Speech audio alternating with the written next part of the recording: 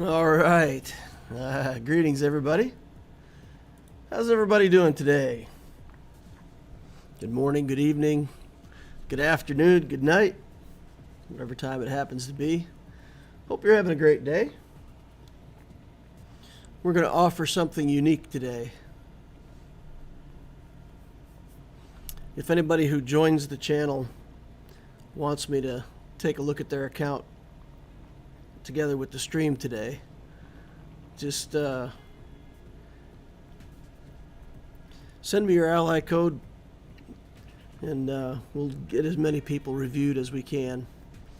So anybody who shows up wanting help today, ask any specific questions you have and we'll take a look. We'll try to help people get what they want out of the game. Not something I've usually done before, but I'm going to try it today. See how it works.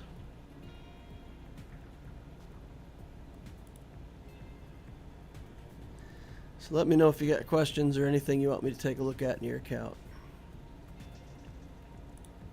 Figured I'd just get on and mess around today. I don't really have any kind of agenda. Don't really have any plans. Maybe work on some mods, do some squad arena, some fleet arena, whatever it is.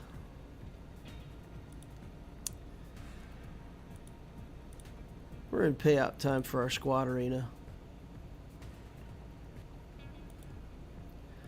Try to get some placement here.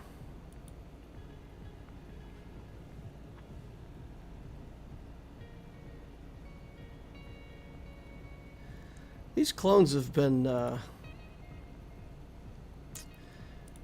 kind of a disappointment for me. I think I expected a lot more out of them. Raging Clayton's in the house. How's it going, man? I'm doing okay. Hanging in there, just going to mess around in the game a little bit. Play some arenas, do some mods, whatever else comes up. Emo Kane says hi.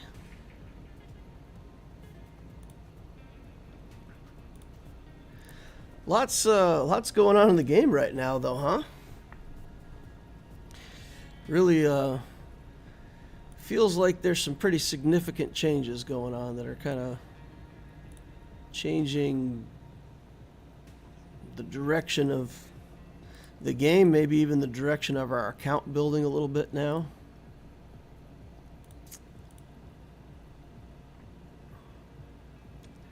Lal says my clones have disappointed a little. Relic 3 CLS team gets more done than 5 High Relic clone team. With so much investment, I would like them to do more. Yeah, that's how I feel about it. I mean, I blamed my mods. Oh, I should have done the aerial advantage there. I blamed my mods at first because I felt like, well, maybe my mods just aren't good enough.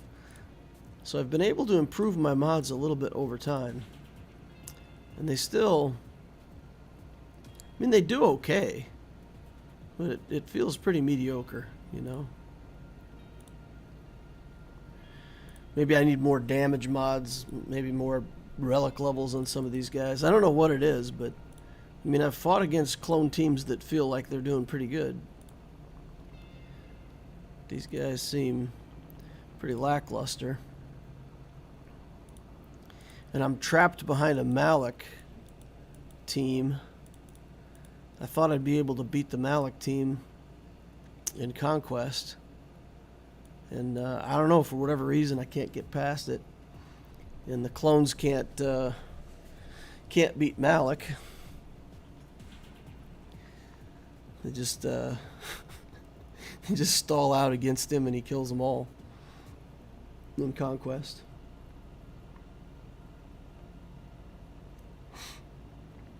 They're not Inquisitors, but I'm more excited to use clones with gas versus Shock T. Yeah. I mean, don't get me wrong, it's a decent team, but I mean, I feel like a full relic team, if you're a normal Conquest, then you've got a team with good relics on it and some decent mods. you should be able to beat a Conquest team. I just can't get it done. Lol says I don't have gas yet. That's part of the problem. Alright, well, let's get tenacity up here. We'll try to kill Nihilus first so that he doesn't execute people for no reason.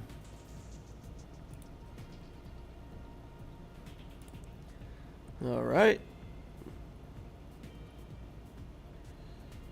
So now, this is where we go from, you know, being in control to very quickly losing this matchup.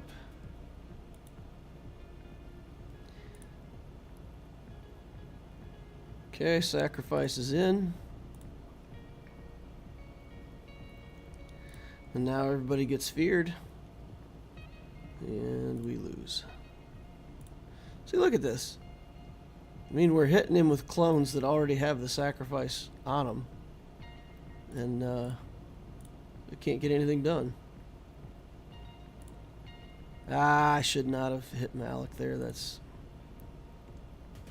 not helping.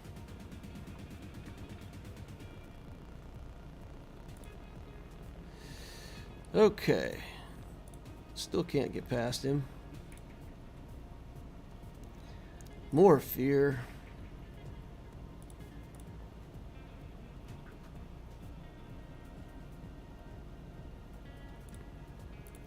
Alright, now we'll not hit Malak. Maybe kill Treya here. Get everything else done, but then Malak just, you know, it's a no-go. So maybe if you guys see something that I need to do here to kill Malak that you know of that works. Interested to hear it.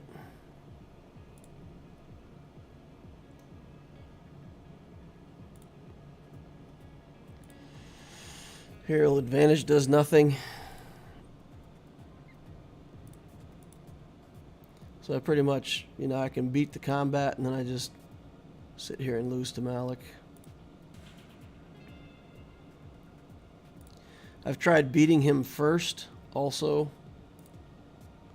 See, he does 100% of health as your damage, which is interesting because I had protection right there and he did 100% of my health and damage and killed me, even though I had more than 100% health because I had protection. So that's it, just done.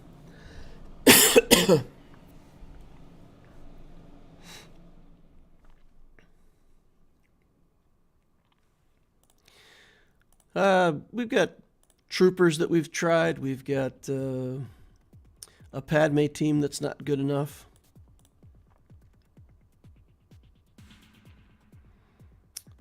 Got a lot of stuff. But, you know, that clone team is the best team.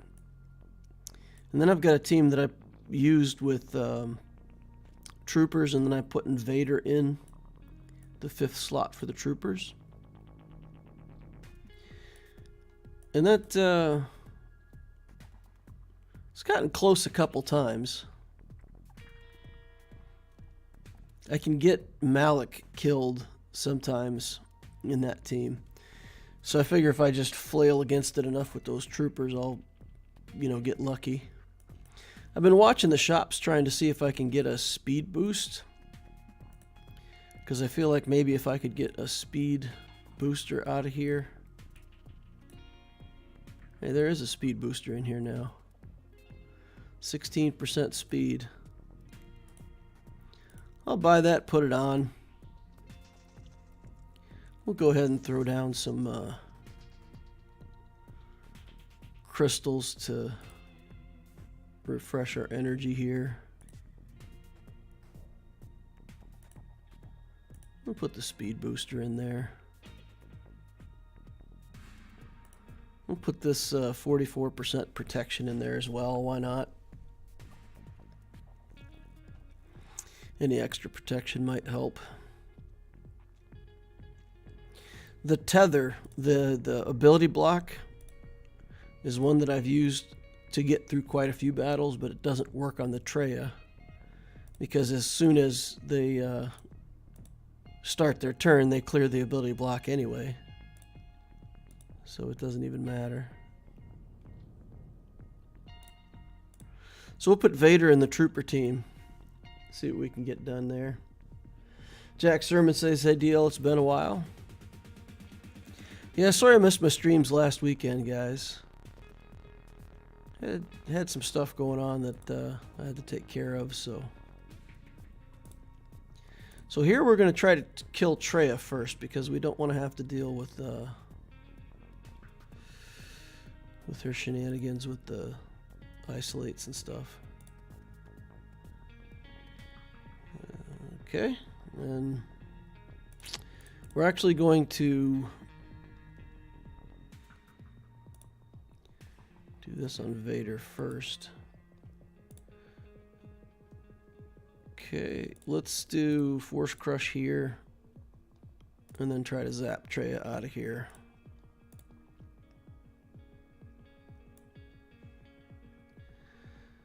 Okay.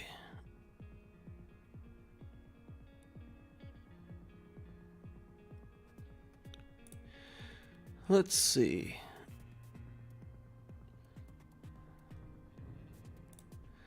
I don't want to deal with all that stuff yet. I need to kill Scion now before he goes into his held by hatred.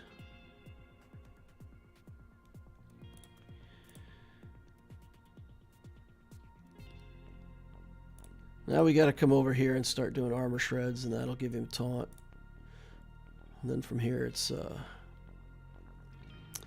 pretty much a done deal for them. Now we've got 24 instances of damage over time on him. So if we can get a turn with Vader somehow to come up. He's got fear on him. There we go. We cleared the fear. And he cleared off every single damage over time. That's crazy. I don't even know how that happened. It can't be that all of the dots were timed at the exact same time. I've only got 2 stacks on Dark Trooper now. And I don't have the Zeta to get a 3rd stack back. So this is probably a loss again.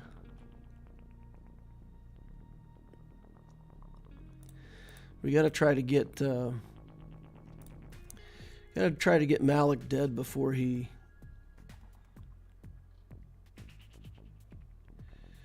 I think every time you kill an enemy here. Yeah, see, it took another stack off just then. Yeah, it's a no-go. Lost again.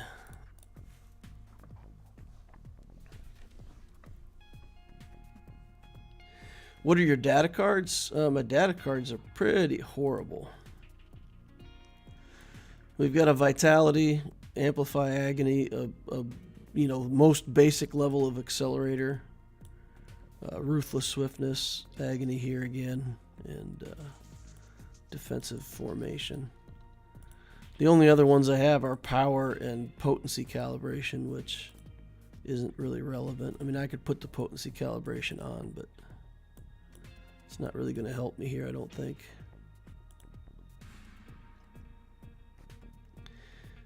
We'll try again, and we'll try to just kill Malak first. Let's see if we can just, like, somehow, with the extra speed, go all in on Malak right away. See what happens. Yeah, it's so bad. Alright, let's do that. We'll do this, and then I'm just going to instantly try to cull him. Nope.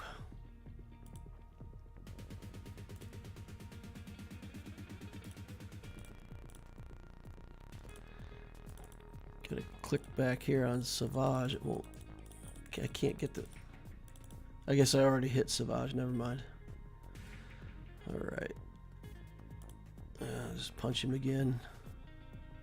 And as soon as he takes a turn, he's going to be back to full health. Alright. Link up the Dark Trooper.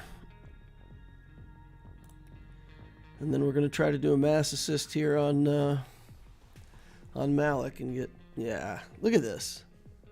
It's crazy. He's taking no damage, even with an armor shred on. It's like not even affecting him. It's crazy. So I don't know how to get through this. My clones won't work. Troopers aren't strong enough.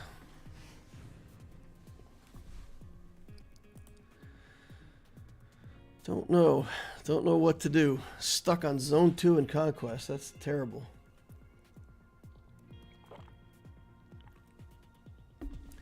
I beat, I feel like I beat one of those teams. Not, let's just go back in this zone.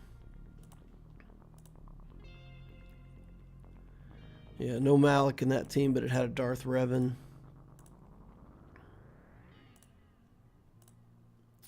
I thought there was a Malak team that I'd already beaten in here. Yeah, I got overconfident, you know. I thought I could take this path and get through this team, and guess I should have taken an alternate route, but now I'm stuck, you know. Stuck behind this team. Relic zeros, they say. Relic zeros.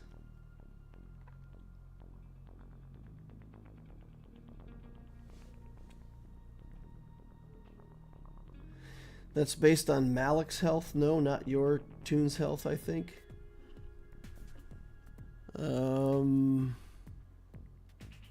Well, let's read Malak real quick.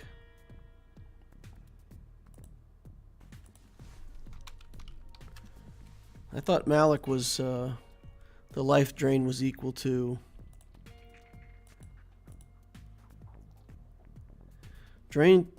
Deal damage to target enemy equal to 100% of their max health.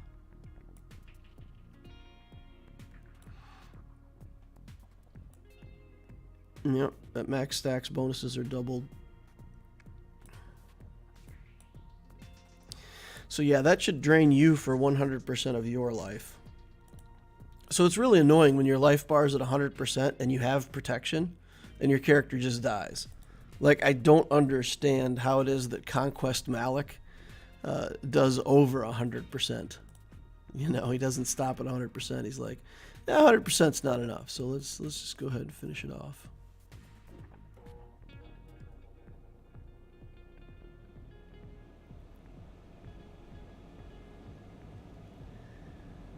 All right.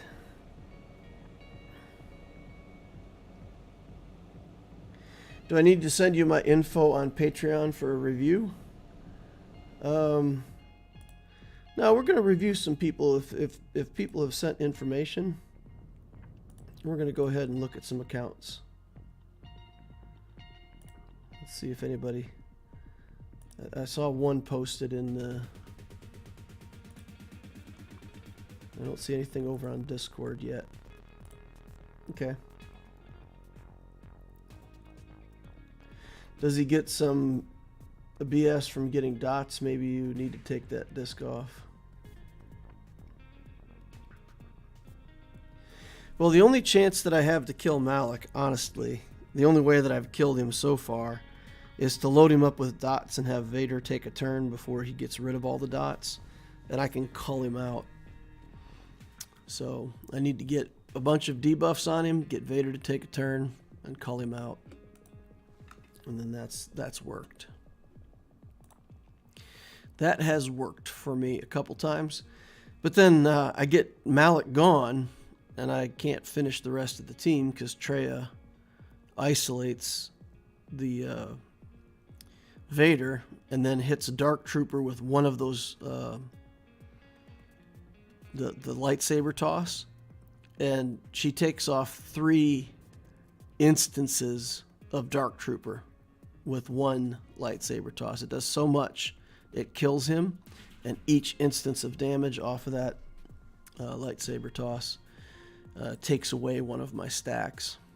So she just instantly kills the Dark Trooper, isolates Vader, and then I can't kill the rest of the team. So we're having some struggles with the old Conquest. All right. So Androzani Major, if you want to put it in either in Discord, just anywhere in Discord, or if you want to put it in the chat. If you're okay to put it in the chat, just put it in there. If not, then send me the info on Discord. What did I do? I picked the wrong character. I misclicked instead of getting instead of getting cat. That's nice. Not paying attention. Doesn't really matter though. We'll still get to the execute here very quickly.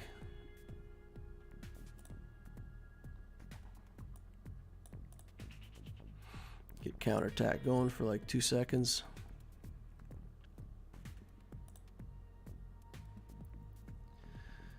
All right, let me get back on track here.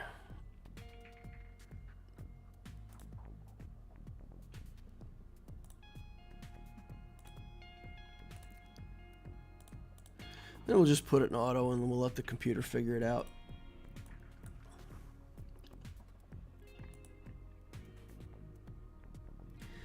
What do you think my best tunes to upgrade first? Ally code given. Now let's take a look.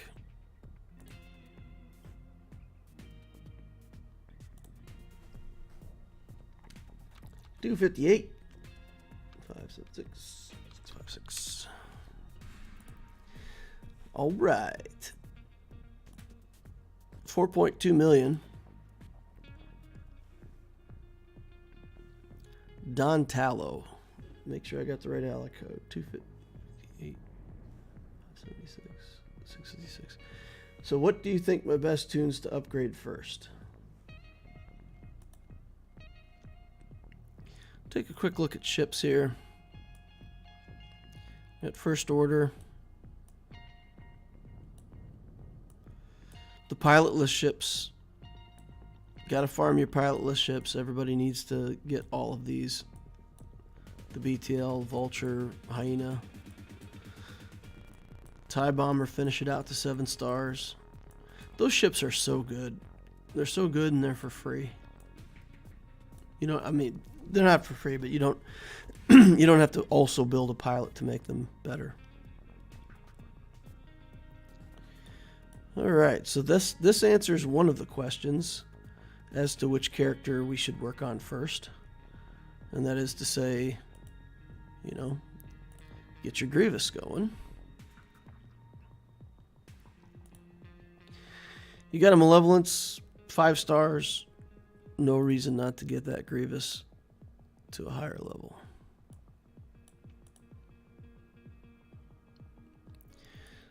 SLKR journey is done. Palpatine.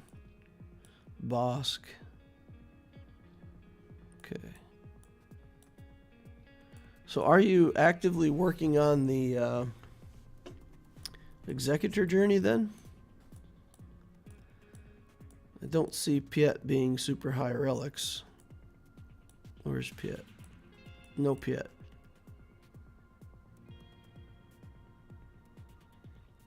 But with this Boba Fett, we need that for Executor, right? So I feel like you're going for Executor, is that correct?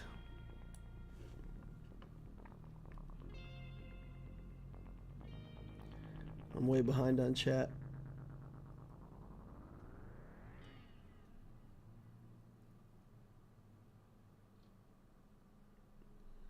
Okay. Need VEO up.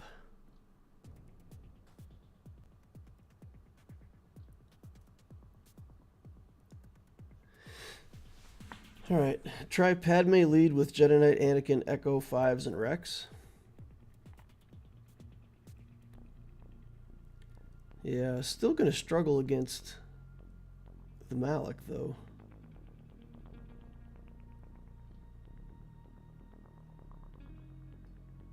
Okay.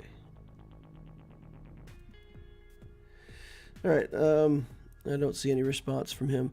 Yeah, so I think Grievous, Wampa, CLS, and the Executor Journey. That's what I would do with this account. Grievous for fleet, Wampa because he's so good in Grand Arena, and then Executor so that you can get back to securing top spot in your fleet arenas. Because number 53 is not the rewards that we want out of fleet. So that's I think you're already doing the Executor. So continue with that. But outside of the Executor, I say the three biggest opportunities: CLS. I would do Grievous first. Well, actually, Wampa first because you've already invested in Wampa. So the Wampa can be finished to Relic, and then do the others. Got to take a look at mods. Snoop your mods while we're here. 265 on First Order Officer. So that's going to be some more speed mods that you need. All right. Hey DL, use my Relic 7 Yoda to just one-shot that Malak. Okay. Yeah, I don't have a Relic Yoda. Drains life, not protection. It drains an amount of damage equal to your life. So if you have 100 life and 10 protection, it drains 100, which leaves you with 10 life. So unless there's something in there that's letting Malak ignore protection, which I don't see. He's not ignoring protection. So it takes off an amount equal to your life, equal to 100% of your life. So as long as you have protection, you don't die to it. As long as you're at full life.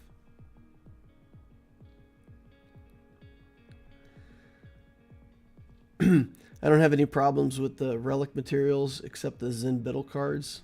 They're pretty annoying. Yeah, you end up farming a bunch of HoloLenses or, waiting till Conquest comes around and buying some extra materials there. Greetings, DL. Discord ping for live streams isn't working. Discord ping was a little late. Oh, sorry about that. Huh. Considering how important Jabba seems to be for the future of TBs, do you think he's a good first GL or as a later GL? I struggle ever to advise working on a GL that's single shard drops. The profundity is literally the first journey I've seen in this game where I'm willing to commit to and tell people to farm Radice while he's still a single drop, So with Jabba with Jabba, there's several new characters in his crew. There's a bunch of good bounty hunters, but if you built that as your first GL, you'd have a bunch of bounty hunters. And I don't feel like that would be a very good account, very balanced account. I think for the future of the game, long term, Jabba has to be in consideration if, like we talked about the idea of the Senator build in the past, which was, building into clones and trying to make yourself attractive for light side Geo to try to get into a better guild. I think that's what Jabba the Hutt's going to be. Stabilize the account, take a, GL, SLKR first, something like that. And then if you really want to guild, if you really want to get into a great guild, if you do commit to Jabba, that's going to make you very attractive for higher GP guilds. Because I imagine that there's going to be all kinds of points that he can score in special missions that he can get only if you have Jabba the Hutt. So, yeah, I think he becomes more of a like senator concept. He's not something you're probably going to want to build right away unless you're just looking to leapfrog in guilds and get the best possible guild early on in the game. So, yeah, when I look at Jabba, when I look at like the concept of what he is, I think it then becomes something where everybody has to get him eventually if you want to fully participate in those raids. So it's yeah, for me it would be a mid game GL, build probably 3 GLs and then go for Jabba, something like that. Dante says, hey, I can't stay much longer, but I wanted to make a question and watch the stream later. Why is Aura Singh important in the gas counter, and how does that team work? The reason Aura Singh is important in the gas counter is because her leadership allows you to very reliably trigger the contract in one round of moves. So the idea is that you, let's see, where is it?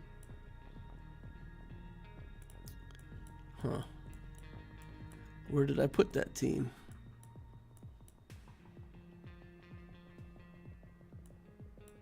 Okay.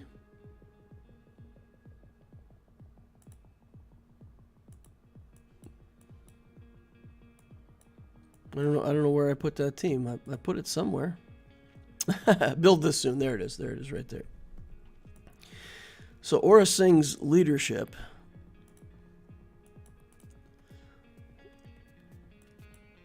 use an ability while buffed 10 times. So when you come into this battle, Bosk is not buffed, but the Mandalorian already is because he's got Bounty Hunter's Resolve. Boba Fett, Jango Hutt. Boba Fett, Jango Fett, either one of them, they have Bounty Hunter's Resolve. Grief Karga comes in stealth. So on the first turn, you want Bosk to be the fastest. Bosk goes first. You could also have Zam in here very easily. So Bosk goes, and once he does the taunt, then everybody's guaranteed to be buffed, right? All other Bounty Hunter allies gain offense up. So in this case, you don't actually want all your Bounty Hunters hitting hard enough to put gas and make him sit down.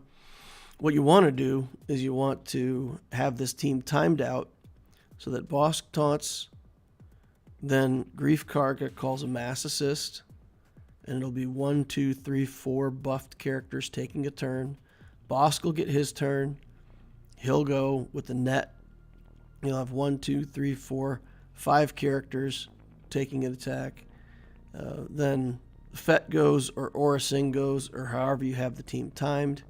That gets you your 10th instance of a buffed character taking an action, so that when the Mandalorian takes his turn, he's already got the contract and already got the buffs that he needs from taking basic attacks, and the Disintegrate is up and ready to go. So basically, taunt, special, mass assist, evaporate. That's how the team works. And that's Aura Singh's leadership that makes it work that way.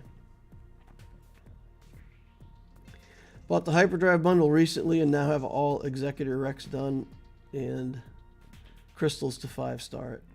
Nice.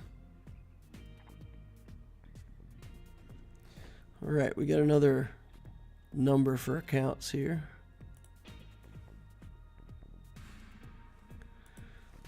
Suffered some major bloat.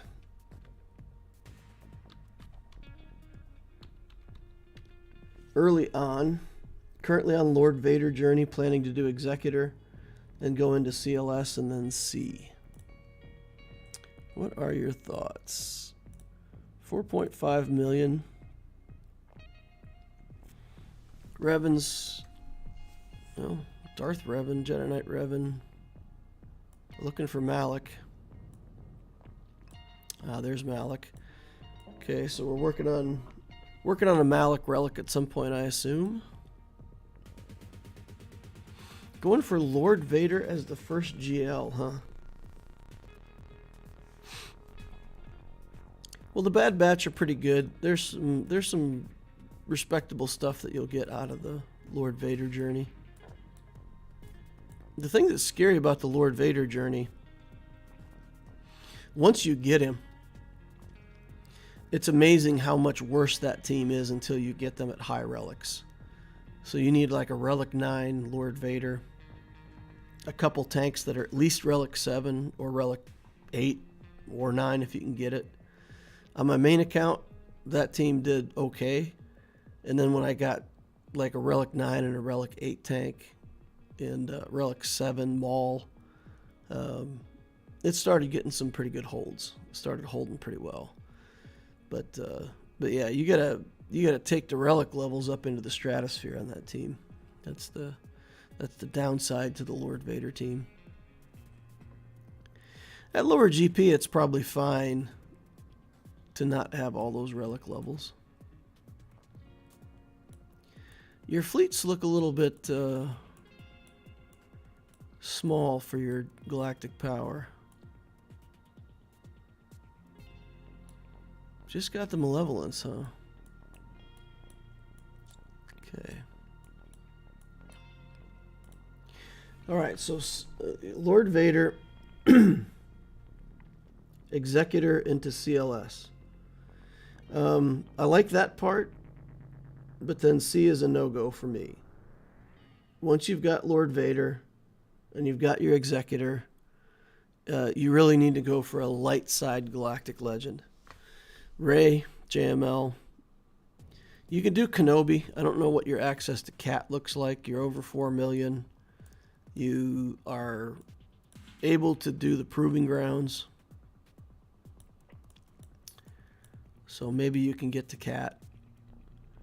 But if you can get to Cat, then do JMK. If you can't get to Cat, I would follow up Lord Vader, Executor, and then I would do either Rey to get another galactic legend quickly, or I would do the JML and Profundity pair, because you don't have a ton of ships, and building a second really good fleet would help you.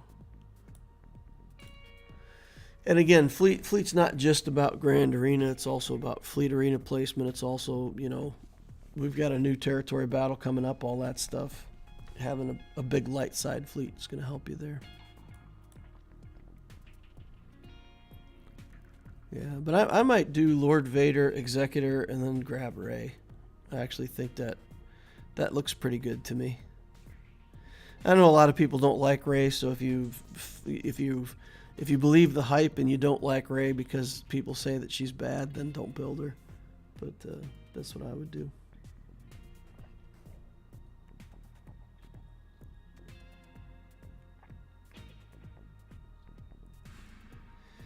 All right. Perfect stream for me. I got to finish up some lab work, and I got a DL stream to keep me company. Good morning, DL. Hope you've been well. Yeah, doing okay. Where do we go on the Discord server for roster review? I'm just chilling. I'm just taking ally codes in the chat today, so you can either what I'm saying is you can put it like an Ask Loquitur over on the Discord if you don't want to put your ally code in the chat that's going to be on a video that's up for whatever reason. You can put it in Discord.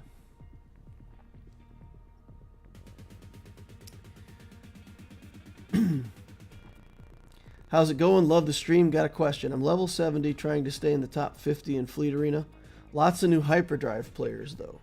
I'm close to a 7-star, I think that's going to be a crew and his 5-star ship. My Sunfac is also almost 7 stars, but the ship is only 3 stars. I've got a decent spy and soldier. Would you invest gear in crew at all or in geos? I went for a very early relic crew on the Abtisio account, and I felt like there was going to be some advantages to that, but there really wasn't. It didn't really help me that much. The people in my fleet shard just really went crazy with building fleet, so I had to abandon my idea for a different fleet. So what I would say is, if you're non-hyperdrive and they are hyperdrive, it's going to take you 2 or 3 months to catch up. So basically what you're going to try to do, you're going to try to build the pilotless Hyena Bomber, Vulture Droid, build your geos out, get a quick malevolence, and even with your geo fleet, you should be able to push past some of the hyperdrive people that didn't pay much attention. And then once you get the malevolence, you'll be in good shape. So I wouldn't overinvest in Kylo Ren Unmasked. If you plan to go SLKR first, if that's going to be like build your account to stability and then do the SLKR journey first, then go ahead and invest in crew. If SLKR is not your plan for the early game, then I would invest in other things out of the Cantina. Moff Gideon, for example, is a character that you're going to want to farm, get your troopers up and running, get the income out of the assault battles and things like that. So I would prioritize Moff Gideon over crew for the Cantina farm stuff, unless you know you're going to go SLKR. And then the investment in crew and his ship are going to pay off because you need that anyway, right?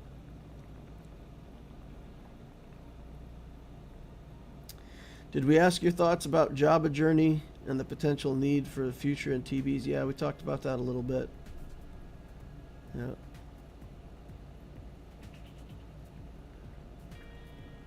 Griff is in the house. Griff says, I didn't have any issues with salvage, and then Jabba and Profundity dropped. Griff's fixing the Discord ping. I got you. Vitria says, does that node have grim machinations? It gives Sith 30% damage, which I'm pretty sure applies even to a life drain. I thought I looked at that. I looked at that. Oops.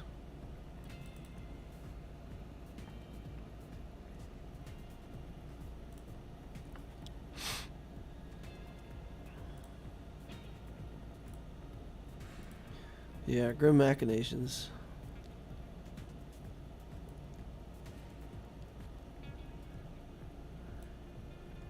Damage dealt is increased by 30%. Okay, so you're saying that even though it's a percent-based thing that determines its damage off of health, it still gets the 30% increase? That's... I guess. So if it sets the damage based off your health, and then this applies after the fact. Yeah, I was just thinking of it as when it goes off, it determines the damage based on your health. But I see what you're saying. So the attack is triggered, it sets its damage to your health, and then gets plus 30% on top of that. Yeah, that's great. Okay, that must be what's happening. I think you got it. I think you nailed it. Alright, we're going to take another poke at this since we're over here. Jabba Journey is full of meh tunes. They're not that great for now, at least. Yeah, I agree with that. Alright, let's just see how much damage we can do to Malak if we just go all in on him right from the get-go. What this will allow... Well, at least I thought. I thought Scion would do his area effect and give us some relief.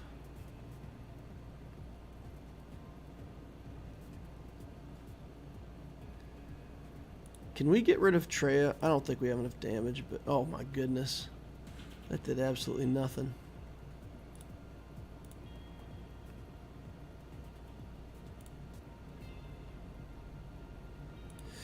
Alright, let's get rid of Nihilus if we can. Get some turn meter.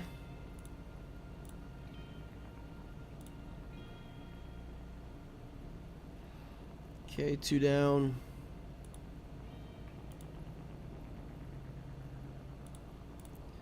Go back over here and punch Malak.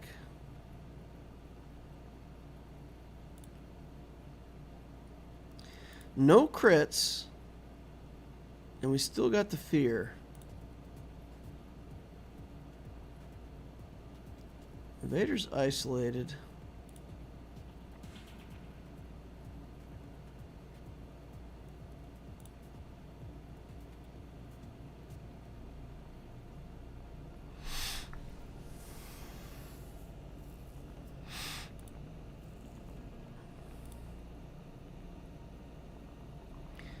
Why is Dark Trooper getting feared?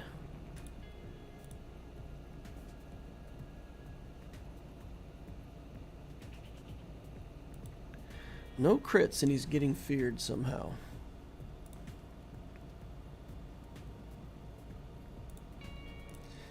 Alright, we just got to link up this Dark Trooper and hope that we can get something going on here.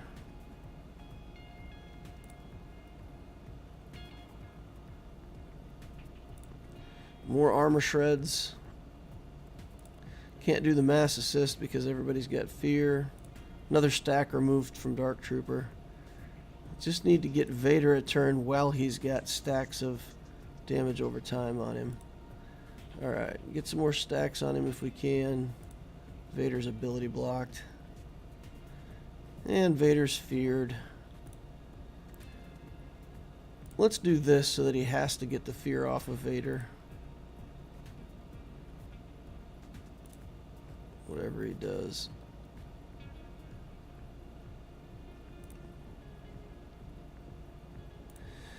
Okay, let's keep working on him. 4 stacks of armor shred.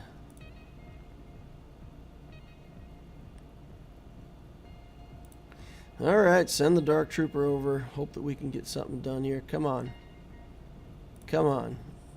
Only 1 stack left.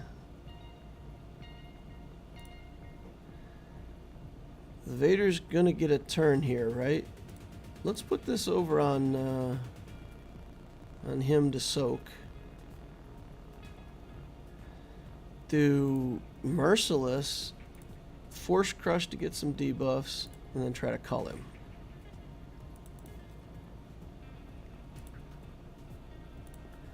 Come on.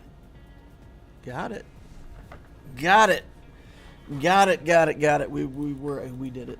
We did it. We did it, boys. Alright. Conquest is not over. It's not over for us. Yet. Ruthless offense, maybe, right? Probably the best thing we can get here. Would have been nice to have that before that last combat. Alright. Gotta do some fleet battles now. We're in fleet placement time.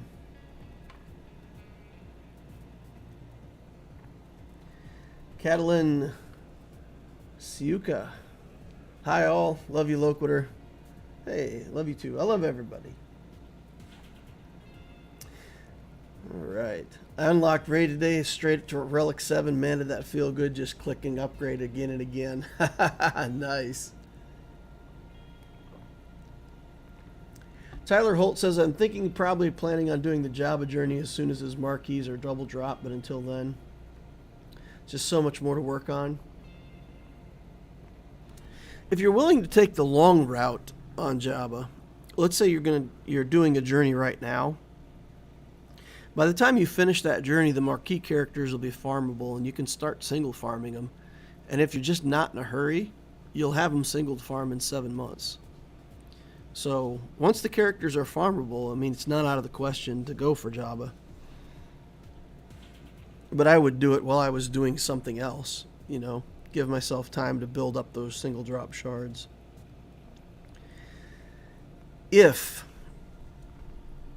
So here's the issue. If the new territory battle is going to include Relic 8, Relic 9 materials, and 6-dot slicing materials, that is going to be your route to higher Relic characters and to higher performance mods. I've thought for a long time that they were going to introduce 7-dot mods into the game. I just had this feeling like 7-dot mods were coming. And then that's the absolute killer.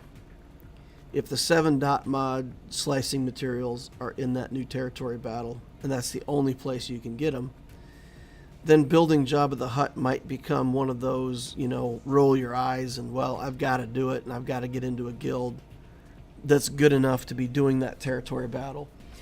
So I think what rewards they put into that territory battle are going to determine how critical it is to build Jabba the Hutt. And like I said, I think it's going to be one of those things where you have to build him at some point. You're going to have to build him in the mid-game. I think that's how they're setting it up. We'll have to see how the new territory battle looks. I mean, that's probably another, 4 to 6 months out. So it's not anytime soon. But yeah, I mean, somewhere in the background, if you start farming the right bounty hunter shards, and a lot of these bounty hunters are on good nodes anyway. They're on things that you already want.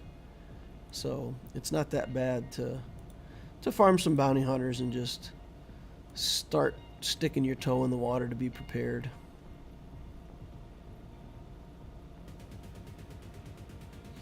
All right, let's take a look at a fleet battle real quick here. Let the Wookiees win wants to take a look at some stuff. Alright, let's do a quick fleet battle here for placement. And get back to chat. I know I'm way behind on chat, guys. I'm trying to work my way through it. And also still play a little bit. Alright. Yeah. We're going to poke over here at Jedi Knight Anakin. That's going to give the Houndstooth a turn. He's going to do his thing. And hopefully doesn't kill our little ship. Okay, that's good. So now we can hopefully get buff immunity onto him. We didn't. Did not get the buff immunity.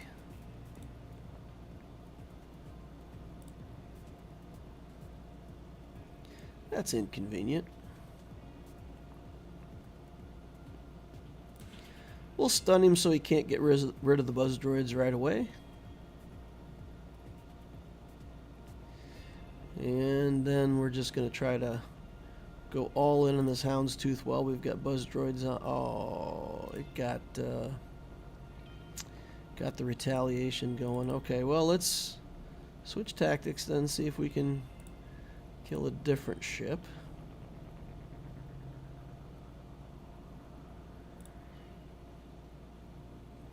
Won't do any good to put buzz droids on him. He'll immediately counterattack and get rid of them. Let's get rid of Anakin. Okay, well, we'll do that anyway.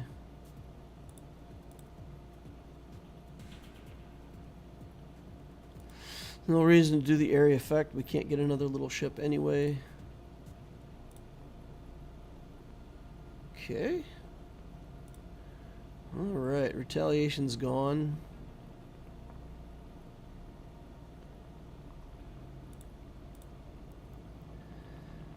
We've got to get some buzz droids on that Houndstooth now. We'll stun him.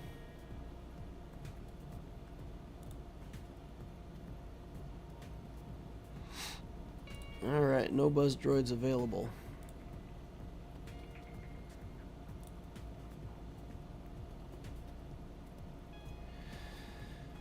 Okay, alright. Killing all my ships.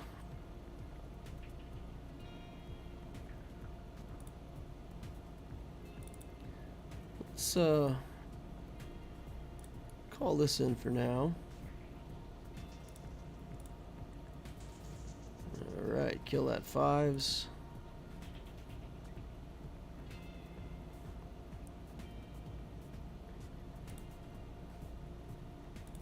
I've still got Jedi Knight Anakin to bring in. We got the alt. We can just put it in auto now, run it out, get back to doing some other stuff.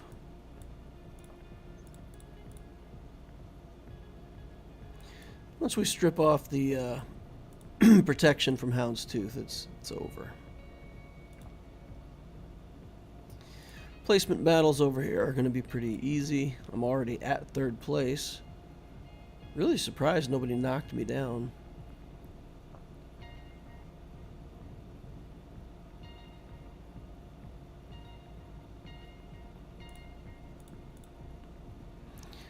Okay. Number 7 in squad for the day.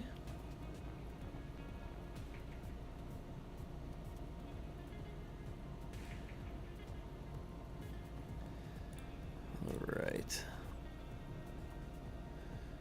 There we go. Collect all my stuff.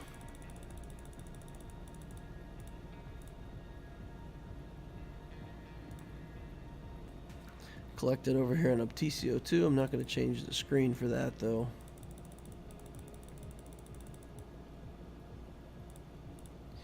Alright, let's dump in this ally code, see if we can help this person out.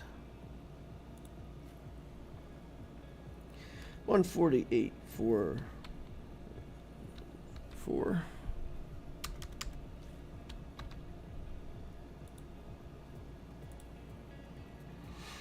I just finished the Executor journey. Which project would you advise me to go for next? I'm also curious to hear your opinion on mods. Got Kenobi. Finished Executor. Revan. Malak. First advice, take that Malak at least to Relic 5.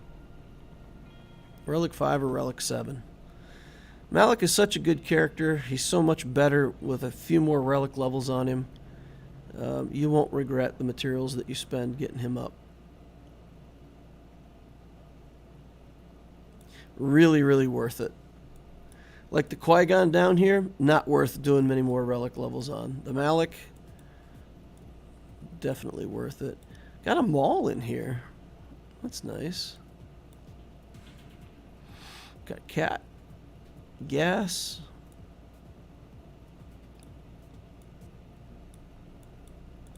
Ships wise. Negotiator Malevolence. And you're ready for Executor. TIE Interceptor also. Nice. So you've got 4 good fleets then, right? Malevolence, Negotiator, some kind of Empire fleet, and then it looks like we do have some rebels in here, right? Millennium Falcon. Maybe not great rebels, but still has, you know, a rebel fleet somewhere, so that's good. That's good. CLS Relic 4.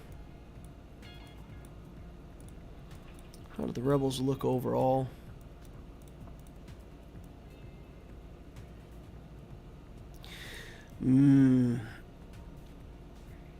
It is so hard for me not to just recommend the JML and Profundity package next.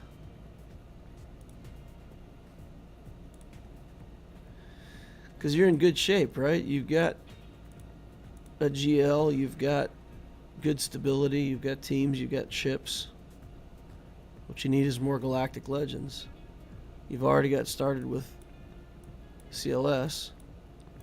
You've got a bunch of the rebels farmed up to 7 stars. C-3PO is already unlocked.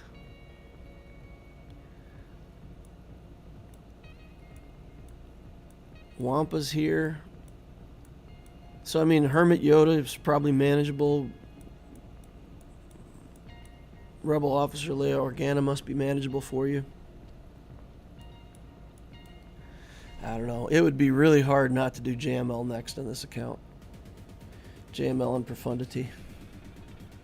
Or, alternately, you could do Lord Vader.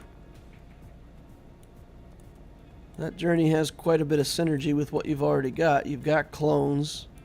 Bad Batch would be nice for your account.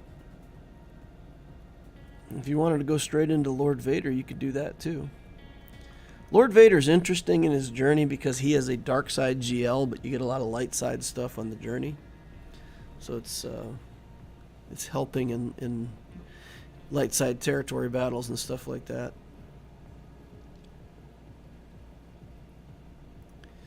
Yeah. If it was my account, JML, Profundity. But I could see the appeal of Lord Vader too.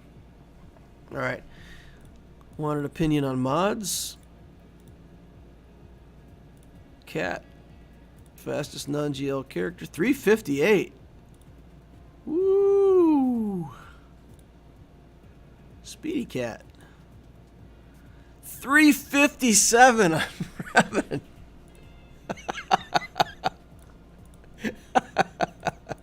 27, 28, 27, 26. Yeah, that's why you wanted me to check your mods, man. That's fantastic. Woo! That's nasty, man. That is nasty. 334 on Zam.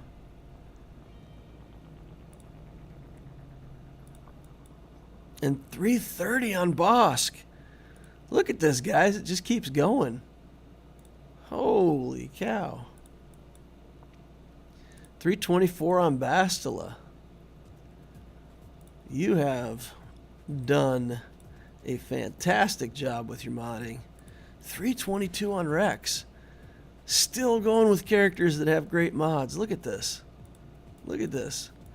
All right, everybody who's watching in chat right now, just be jealous of the amount of effort he's put in on these mods. 315 Maul without a speed set. Look at this account. 312 on Wat Tambor.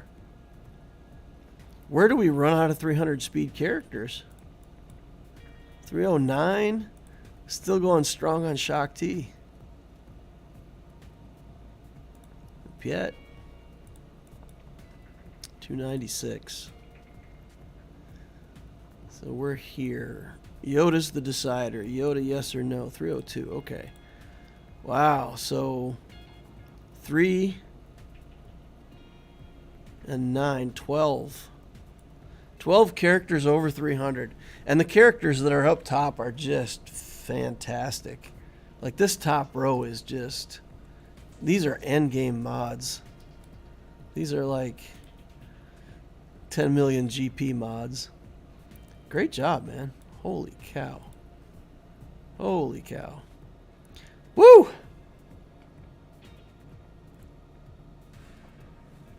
I'm going to let the Wookiee win for sure. TK's in the house. Anthony Phyllis says, hey, I just went to get Malak. I have more teams for Kyber. I'm at a crossroads and want to know what to do next. All right, well, let's take a look. 8, 7, 5, 9. All right. Big Tony. Big Tony. Oh, look at this. He's doing the Sith Eternal and the Watt. Yep. C-Watt. All right, Executors at 7 stars. Negotiator, Malevolence, done. Got a bunch of stuff in here. Extinction Bomber, Scimitar, Xanadu Blood. Ebon Hawk has started.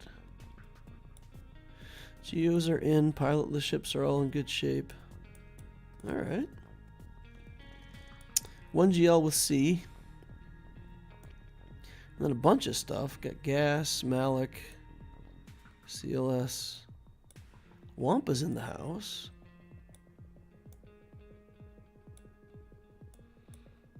Separatist stuff. Grievous team is looking good. Relic Geo Spy.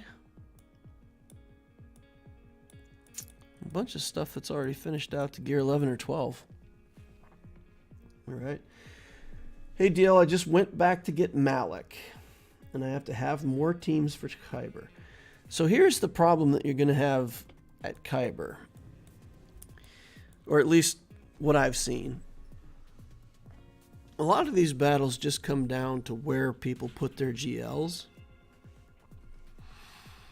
So the challenge that you have before you, especially if, you know, Kyber's a motivation for you, if you build more GLs, you'll eventually be able to break through those GL walls. The other thing you can do is just say, you know, I'm going to, you know, mostly what the GLs that people have are JML or SLKR. So I'm going to actively work on building teams to counter that. Now, if you go on the JML journey, you can pick up Jedi Knight Luke, which can be used to put together an SLKR counter.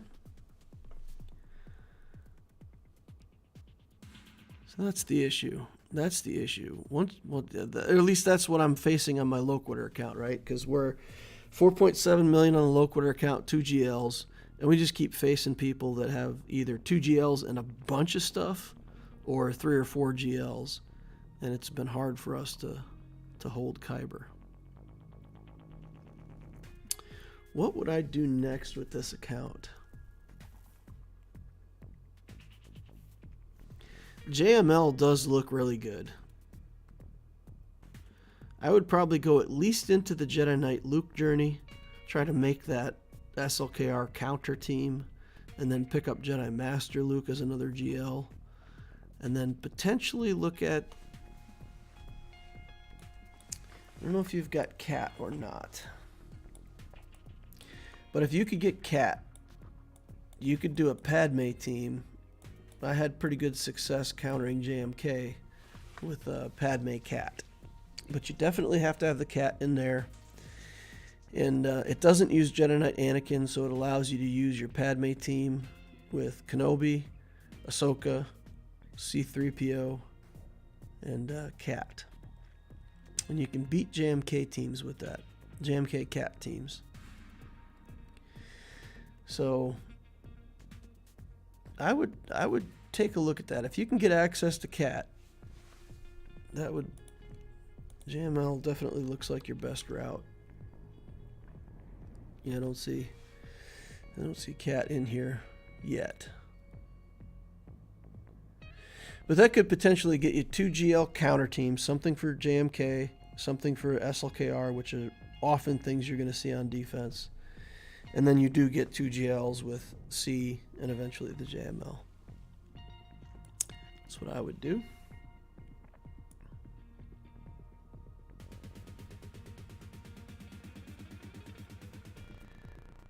Okay.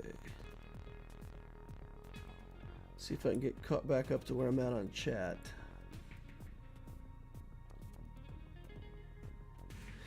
Jamwise GG says, I think Rey is underrated. She scares me. I like the Rey journey a lot now. The Omicrons have helped Rey journey. And like I've said before, you can get the Fin Poe team. I don't put Hero Finn and Hero Poe with Rey. I make a Fin Poe team with the 2 vets, and that gets me holds in GAC all the time. You get the Jedi Training Rey team that you can build. You get Rey herself, and you can either use her on offense with just like leftover resistance, or you can actually build a team around Rey. If you don't have JMK and you do have Rey, there's this nice team that you can build using Kenobi, Barriss, BB-8, and R2-D2. R2 goes fast, and with the boosted speed from BB-8, give him 16% turn meter. You get your R2 up around 360 speed or something like that, and he'll go right away. He'll pop smoke. He'll target Rey. He'll put everybody else under smoke.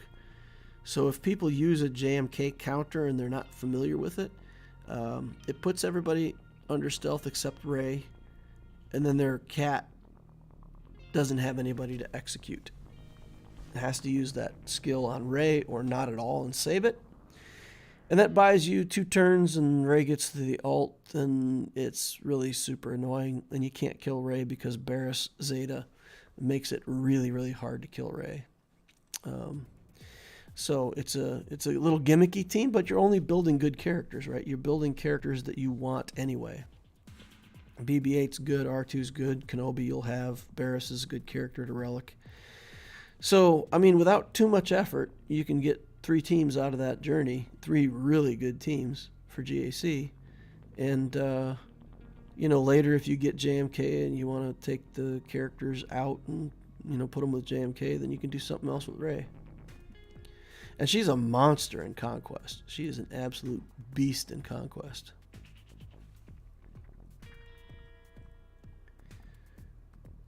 Don Tallow says everyone says Rey is really bad, but everyone complains about how hard she is to beat on defense.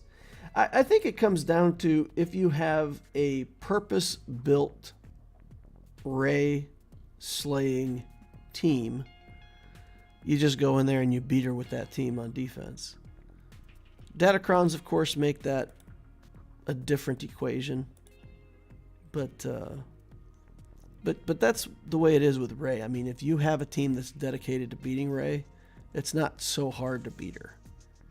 But if you don't, and you're just trying to beat her with, like, your Sith Eternal or something like that, and the opponent has a really high offense Relic 8 Rey, you may not be able to get it done. So, yeah, I like Rey. I like Rey a lot. I don't know why people hate Rey. She is the go-to GL in Conquest. Yeah, absolutely. She's a monster in Conquest, and arguably takes little time to get in comparison to other GLs. That it's so true, because the amount of relic levels required isn't bad. The characters are all double drops or shop characters. They're not hard to get, and you can just buy the Radis fleet. Literally, just go in and spend crystals, and for like 11,000 crystals or something like that. It's not even crazy. You can just buy the Radis ship to 5 stars, which is what I did on my main account because I really didn't want the Radis fleet that much. So I just bought the capital ship to the requirements, and that was it. Super easy. Hey DL, I was thinking of making 10 core teams before pursuing GLs. What do you think of that?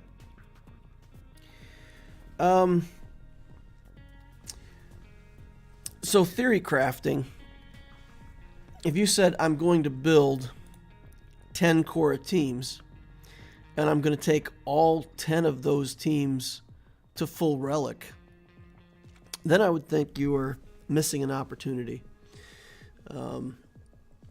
You'd be missing out on way too much income, right?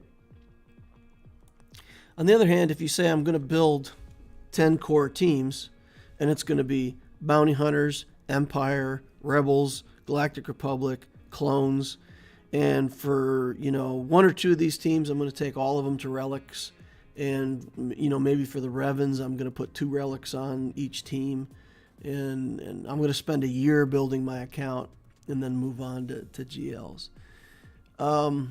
There's precedent for that, and other streamers have done accounts like that where they go really wide. I think there's a fellow by the name of Still Plays that is pretty famous for that. He doesn't really build GLs. He builds everything but GLs and then builds GL counters. And he does very well in Grand Arena. Zareth, to some extent, his alt account on the old GAC system was all about super wide and not wasting, a GL journey. So it's not crazy, but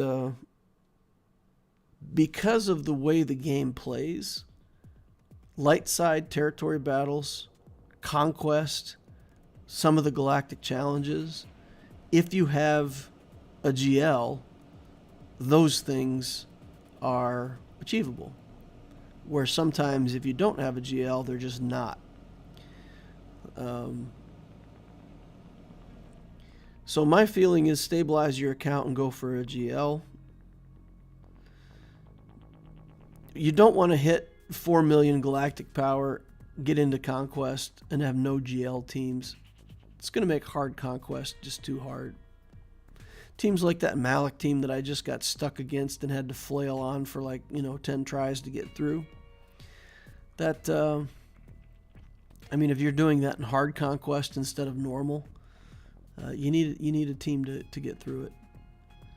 So I feel like the 10 core teams misses out on light side territory battle wins and on Conquest especially. And you'll be trying to catch up. So yeah, I wouldn't do it. If you want to make, if you look at the Abticio count, I probably have 10 core teams. But they're definitely not going to be relic core teams. Let's just take a quick look here, see what we've got. So if I look at my squads, we've got first order garbage, right? Clones good, Night Sisters somewhere, bugs. So we could honestly say the bugs, the Jedi here, this Rebel team, the Mon Mothma team, clones, Troopers, Empire,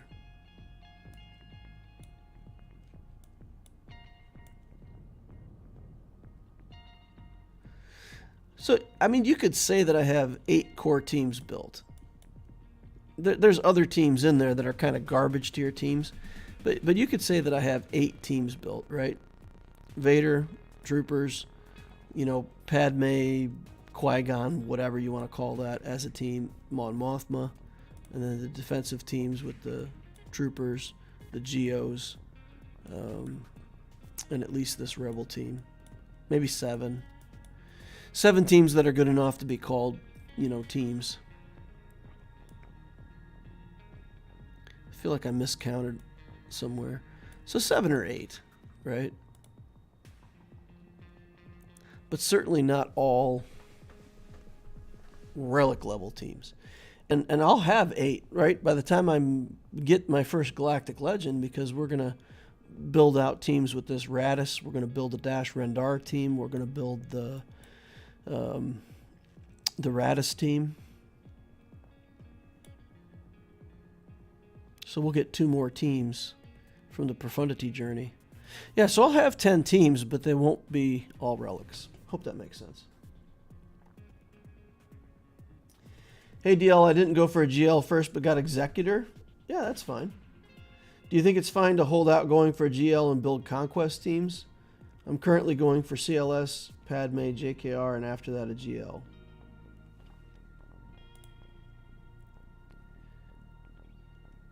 So you're intending to relic all of those teams? See, that's the issue I have with answering questions like this. Because when you say you're going for those teams, my mentality is if you say you're building those teams, a built team is all Relic 5 so that you can use it in C-Pit, right? Yes, I wouldn't do that. I wouldn't build a full CLS team, Padme team, JKR team. I would build the Jedi Knight Revan team with 2 relics, him and Bindo. Well, Grandmaster Yoda is already reliced. So even if you just gear 12 the Revan and relic your Bindo, that team's already okay. Take your CLS to relic 7 or 8. So when you have a CLS team that you're using with 3PO and Chewie, you can steal 40% of the leader's stats and then give everybody else half that amount. Okay. If you just take CLS to relic, bear with me, take him all the way to relic 8. His offense is monstrous, health, protection, all of it off the charts. You share 20% of that with everybody and take 40% of it for him, and he can already do a ton of work. He'll beat pretty much everything in normal Conquest just with 1 relic. And then the Padme team, yeah, if you wanted to go all 5 relics on the Padme team, I would fully support that because it's good in Conquest, it's good in Sea Pit, it's good everywhere. And that team could be Padme, Anakin, Mace, Kenobi, Ahsoka. That's probably what I would do. Because those are all characters that you can use somewhere else later. But I wouldn't go to full relics on all 3 teams, for sure.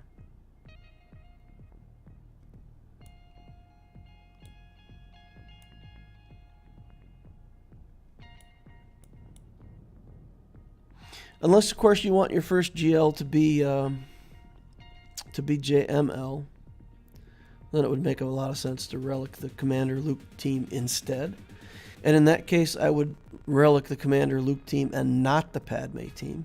I would do Padme with just the relic 7 Jedi Knight Anakin and, you know, maybe put one other character like Kenobi. Because he's going to be the pilot for your negotiator at some point anyway. So if you want JML as your first Galactic Legend, then do the CLS team, the full relics. Couple relics on Revan, couple relics on Padme, and move on. Alright, TK. TK's asking me for advice. Let's take a look at TK over here.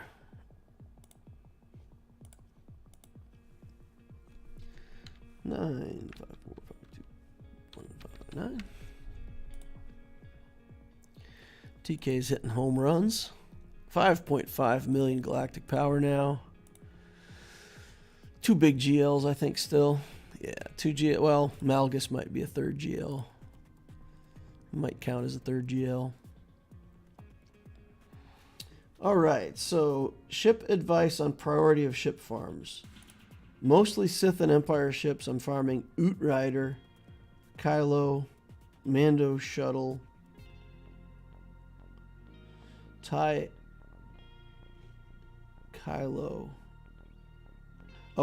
Command Shuttle. Gotcha. TIE Echelon, Raven's Claw. Kind of going for Profundity and First Order. Okay.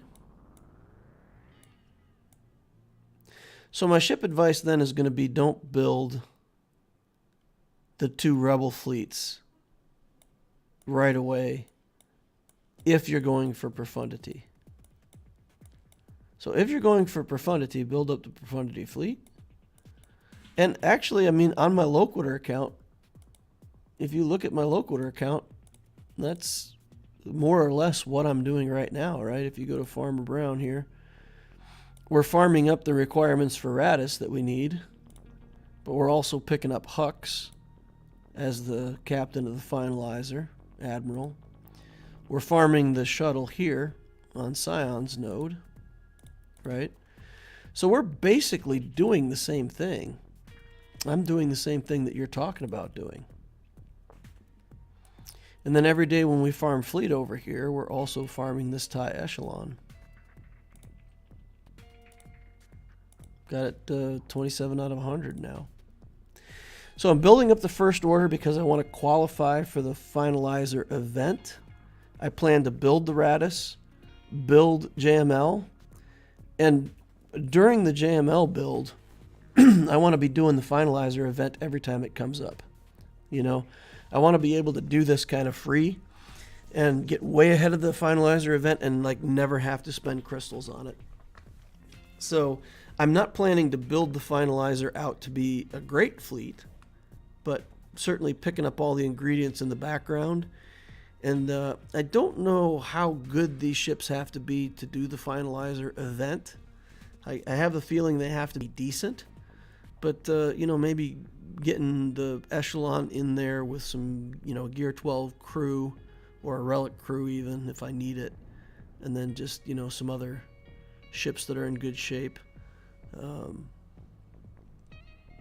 Need Hound's Tooth for that. So if you start with like Hound's Tooth, or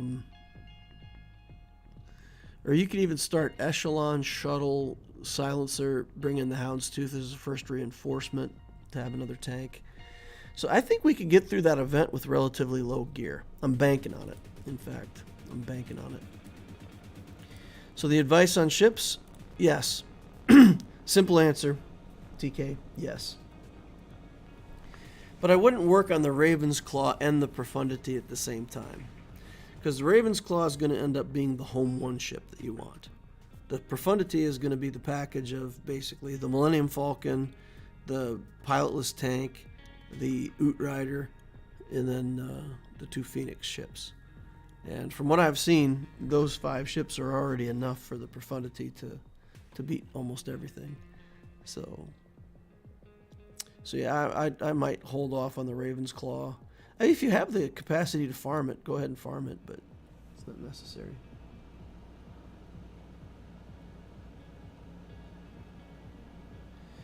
As a mid-game account with virtually 0 usable Imperial troopers, what 5 do you recommend to be the most viable and versatile?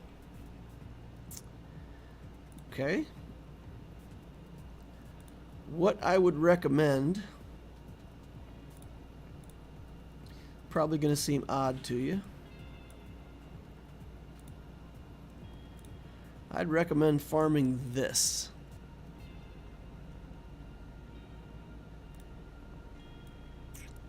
Right here. Veers, Piet, Dark, Snow, Gideon. Everybody's going to immediately say, kick out Snow Trooper, put in Range Trooper. And that's probably true. But you did say flexibility in your comment. So if you do these 5 troopers to Relic, you get a 5 trooper Relic team that can smash high scores in CPIT. And you can take that Snow Trooper and just take Iden Versio and GAC, put the Snow Trooper with Iden Versio, and crush stuff. So that gets you the flexibility of an additional team for 1 character. Snow Trooper goes with Iden and GAC, and then you fill this in with whatever other trooper you have. Even Gear 11 Range Trooper, you don't want to put a tank in there, but like a Gear 11 Range Trooper, Gear 10 Range Trooper, you don't care.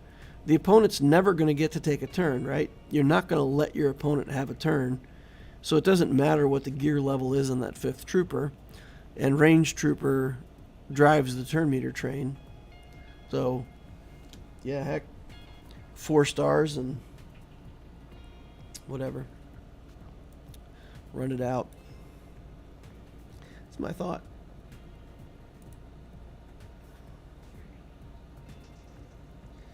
Alright, Darth Loquitur trying to decide between SLKR and Lord Vader for the 4th GL. I'm closer to Lord Vader, but Finalizer is my final fleet that I don't have built. Okay.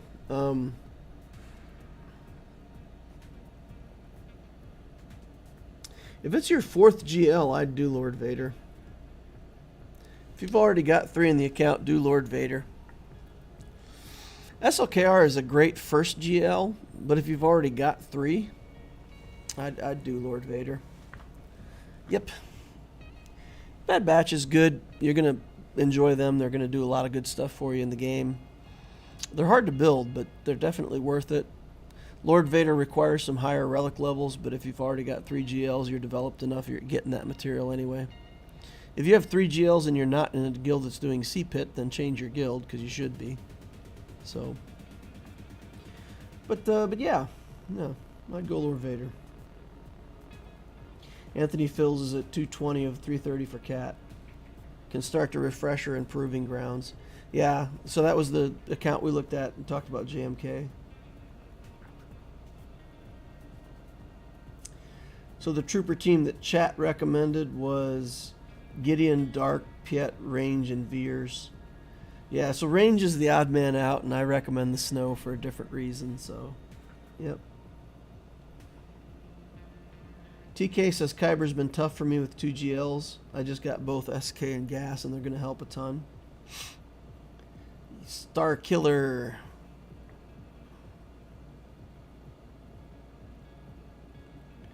Alex says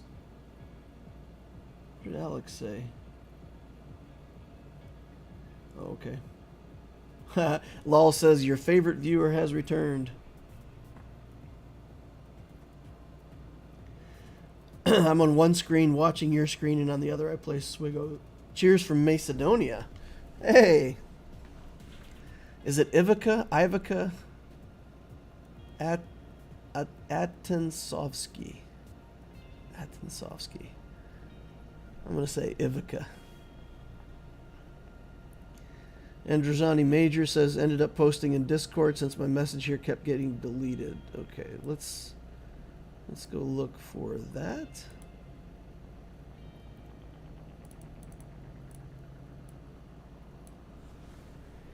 You're Clayton, right? Androzani, I think Raging Clayton. Let's go look.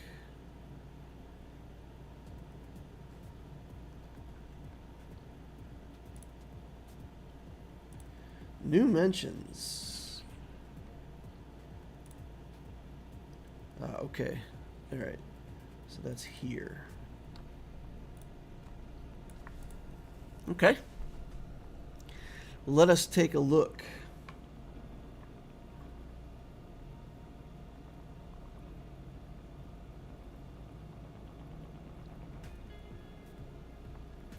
Nathan said, got my executor requirements done 2 days after the event last month and been patiently waiting. Patiently, quote, impatiently waiting. Adam says, I know you're doing roster reviews, but it would be possible to give me advice on mod allocation. I feel like I have some characters too fast. Man, I'm so far behind on chat. Sure, we can take a look at that. Okay, so Androzani Major. Trying to see if there's any questions that were asked specifically. Nope. Not that I can see.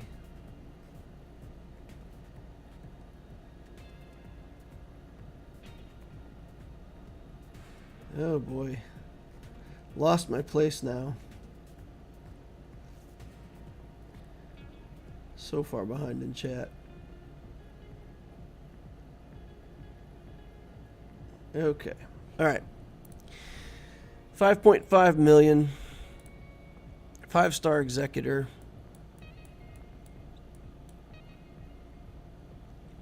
Negotiator, Malevolence, 5 stars. Working on that. Finalizers in the house. Executrix. Chimera are relict. Character-wise, we have 2 GLs, Revens, Malak. Wampa. Grievous is going to Relic for that Malevolence. That's good. All right.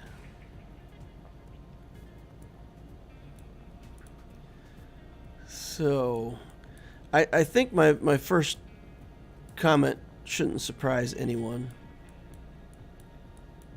We've got the Rebels, we've got the JML journey done. I would do Profundity, and I would look at 2 Rebel fleets. So I would be getting the Raven's Claw built up, I would be getting the Profundity journey, and I would build up the Home 1 fleet also.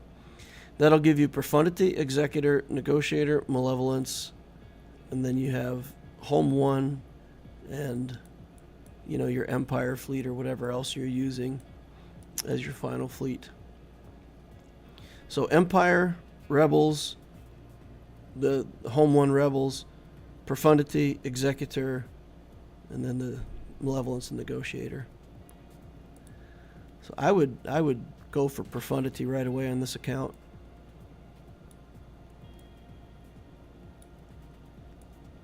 And then I like Rey.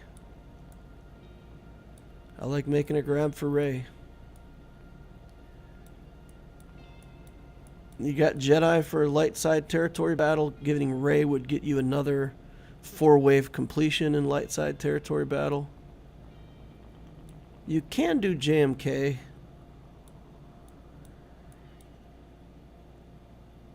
I would do Profundity and then either JMK or Ray. All right. Just take a glance at mods here. 341 on Revan. It's really good. Gideon 334. That's decent. Mara Jade 328 at gear 12. That's pretty impressive.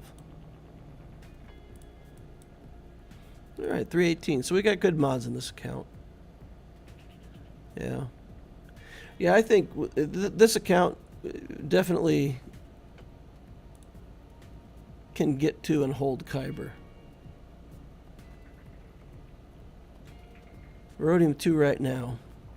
So I think, maybe the keys to Kyber, that Profundity on offense will then be able to kill all the Executors that you go up against. You'll have 2 GLs to offense or defense as you choose. And build another GL.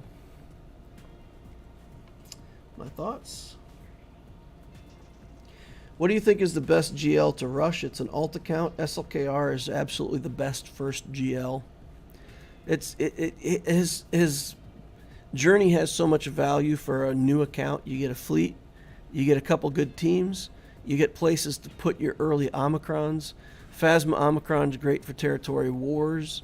The TIE Fighter Special Forces TIE Fighter pilot's good for GAC. So between the two of them, the leftovers from the SLKR build make a good second team for pretty much everything. And SLKR can use his own characters in his team, which a lot of other GLs don't. Ray and SLKR are pretty much the only ones where you build their team while you're building their journey. So for an early account, SLKR to me is a clear winner. You're also building bounty hunter ships to qualify for the finalizer fleet, which bounty hunters are good. Bounty hunter ships are executor requirements. So, my idea for like the best early game, just rock solid account, start it up, Geos, troopers, stabilize your economy, SLKR, executor, GL Ray. You're at 4 million, 2 GLs, GL fleet. Good shape. It's a fantastic build. I also think it's a good build path. It's different, but it's also good. I think it's going to be good to build Profundity and JML. What I'm doing on my MTCO account. It's a different way of doing things. It's much more resource intensive, and it's no joke to try to do. But for newer players, I would do it that way. For experienced players doing an alt, you can consider the stabilized Profundity JML. Same kind of thing. We want to get a big fleet early, and we want to land at 4 million GP with 2 Galactic Legends, in this case, follow up JML with SLKR.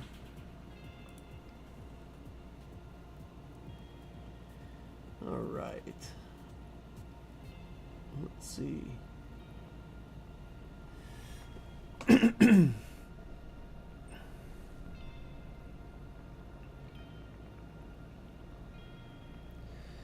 Okay, trying to catch up on chat now. Bunch of stuff.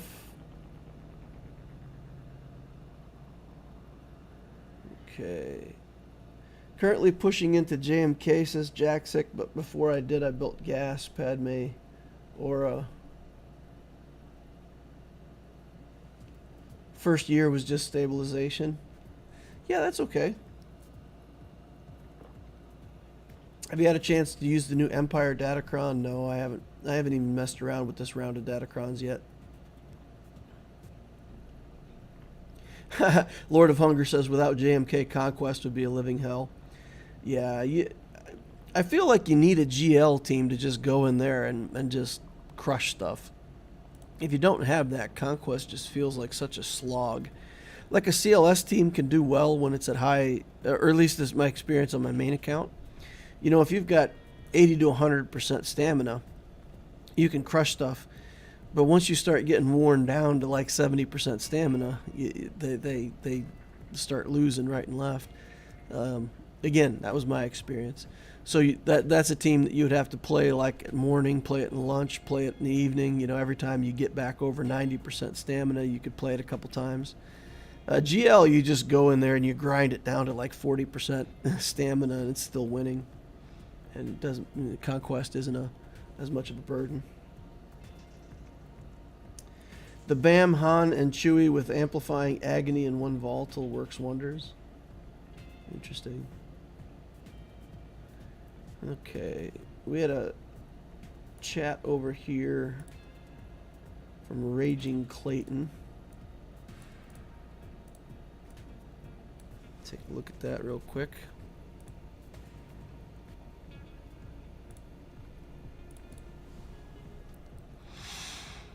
Hugh the Devil, 951 galactic power. Level 85. Geos are in good shape. Anakin's ship's being built. Houndstooth has started. Pilotless ships are getting some attention. Vulture droid, Hyena bomber. This looks solid, right? This looks solid. We should be farming this ship every day. Vulture and Hyena every day. BTLB and Houndstooth. If you can get all of those ships farms every day, then when Vulture Droid finishes up, you can focus on other things. Got Piet to 7 stars already. Got the troopers coming up. Dark Troopers at 7 stars already. Relicking Darth Vader. This account looks perfect. I mean, I don't know that I would do anything different than what this player's doing. Relic the Darth Revan first. Or Darth Vader. Darth Revan, man. Relic Darth Vader. Relic Geo Spy. Although I would say commit to that finisher. You know, just focus up, finish out these finishers. You shouldn't have 2 characters with that many relic pieces on 2 different characters. You want to finish out one relic and then commit to the next. But Relic Spy, Relic Vader, Troopers coming up. This is good. This is all good. And just continue that early game grind, you know, work on those pilotless ships, be working on your Galactic Republic fleet, get the Malevolence to 5 stars, get that unlocked, and as soon as you get it going, switch over to the Negotiator. I've liked that. My 5-star Malevolence is doing just fine for me.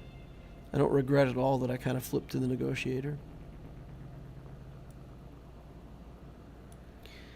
Don't know what else to say about this account.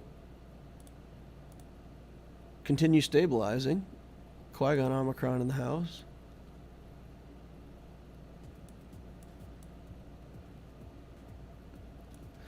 Consider the Snowtrooper. You know, that's the only thing that I would say different. You got the Snowtrooper, the game gives him to you for free at 7 stars. So he comes out of the Bronzium packs all the time. So you can get that Snowtrooper up and running if you want. Like we talked about with the Troopers, and then Snowtrooper and Iden, just the 2 of them. Even at Gear 12, you just put Iden with a Gear 12 Snowtrooper, it already kills Geos and a bunch of stuff. Bunch of stuff. I would use that instead of Stark. So Stark is a shop character, he's easy to get. But you get Stark at level 1, you got Snowtrooper at level 1. Consider building Snowtrooper so that you can play with Iden. Yeah, nothing to see here. Keep doing what you're doing, my friend. Get the troopers up and running.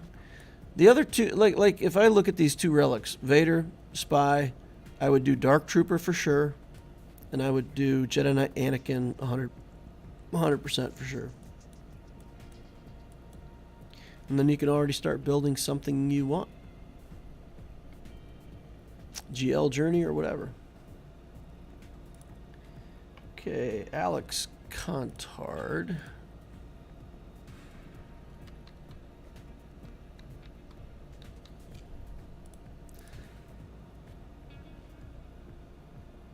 Account review. No player could be found.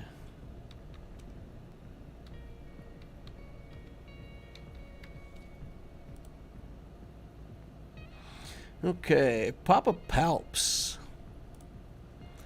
This guild name should look familiar. The Phantom Foundlings. That's where the Optitio account calls home. It's a big account. Rhodium 2. 6 million.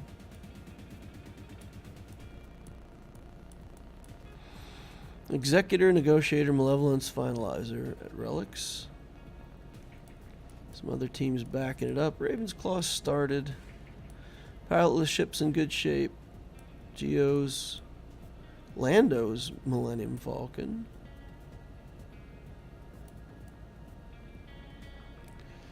And then the ships that you would expect up here. Character-wise, 1 GL. 6 million with 1 GL. 2 GLs. Jedi Master Luke right here. Nice. Nice, nice, nice. Well, you already know what I'm going to say, right? You know what I'm going to say. You've got the JML already. Slide into Profundity. Cash in on all that Rebel synergy that you can get with the Profundity journey. That'll get you 2 Rebel fleets with what you've already got. 5 strong fleets. 2 weaker fleets to clean up. You're in good shape. Good shape. I would do Profundity and then I'd just build GLs for a long time.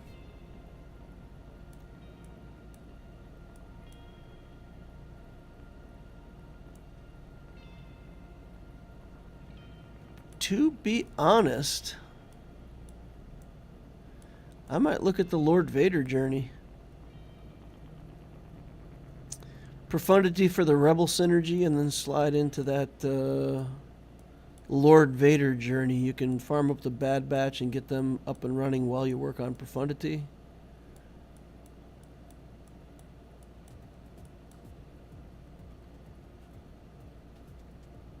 That's what I would do. JML in the house. Take a look at mods real quick. 349 on Hermit Yoda. Oh, I know. Yeah, so if you build a team with Jedi Knight Luke and you use Hermit Yoda and he's that fast, you can use Hermit Yoda right away to trigger a turn for Jedi Knight Luke and nerf the opposing team's speed right away. 323 on Shock T. Hux 323 also. Pretty good for a Hux, honestly. Mara Jade I'm going to be impressed with, right? We're at 319 on Rex. That's good. I mean, anything over 300 for Rex is good. 310 is kind of the target. 319 is really good. 317 with no at Tier 12 without a relic. It's pretty good. Pretty good. So we got decent mods. Respectable. 300 still on pit. So let's see. 2 rows. 8 at 300. Could use a few more faster characters here at 6 million, but it's all right. Not terrible. All right, it's a good account. Yeah, it's rock solid. If you don't want Profundity, you can skip it. I like that journey a lot. The Radis team seems like it's a, like I said, a B-tier team. I feel like probably good on offense in GAC, could be good on defense in GAC if you get a good 5th character in there. Profundity gives you such good synergy with what you've already got. But if you don't want to build another big fleet right now, take a look at the Lord Vader journey. My thoughts.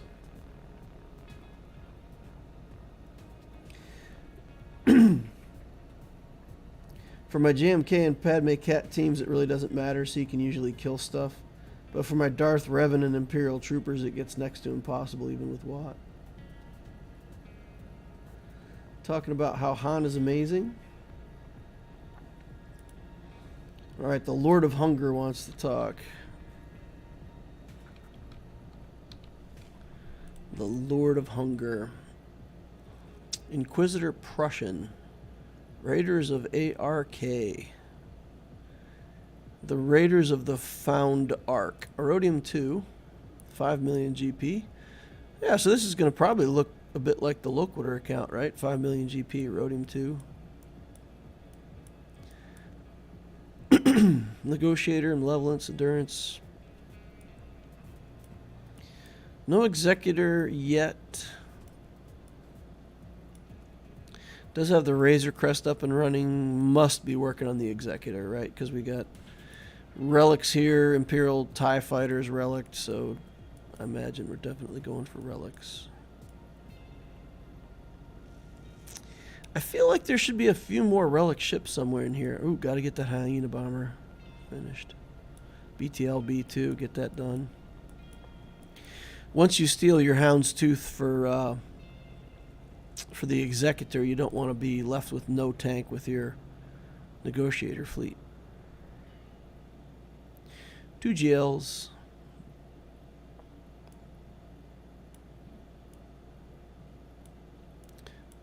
Revens and Malak are in the account. Wampa's in here, Gear 12.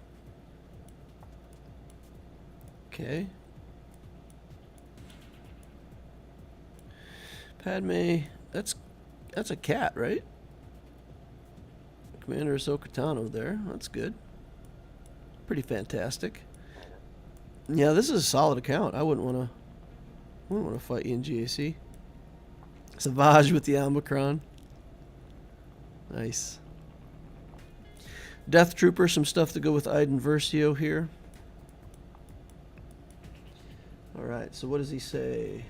I'm going for Executor, then relicking the 501st, Wampa, and Fulcrum. Definitely need to work on my mods, by the way, too. Executor, 501st, and Wampa. All sounds good, but I would prioritize this Dark Trooper. I really would. You've got Dark Trooper farmed to 7 stars, Gear 11. I would try to put him as far to the front of that relic chain as I could, even though he's not part of the Executor or whatever. Like, as soon as I finish with Executor, I would relic him before Wampa or any of the other stuff. I think there's a huge opportunity there for you with that Dark Trooper. And just Piet and a Dark Trooper and these guys that you had to relic anyway for your Sith Eternal Emperor, that Dark Trooper is going to take that team so much further. Be taking out Darth Revan teams and all kinds of stuff with that. So yeah, I would definitely prioritize that as one of your relics. But yeah, no, it makes sense. Get your Executor, do a few things that you like. Get a free win with Fulcrum, a free win with Wampa, so they're worth relicking. And then the 501st.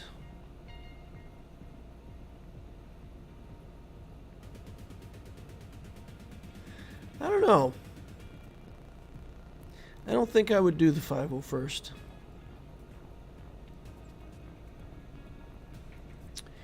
Let's say your guild is putting pressure on you to build something for the Watt Shard.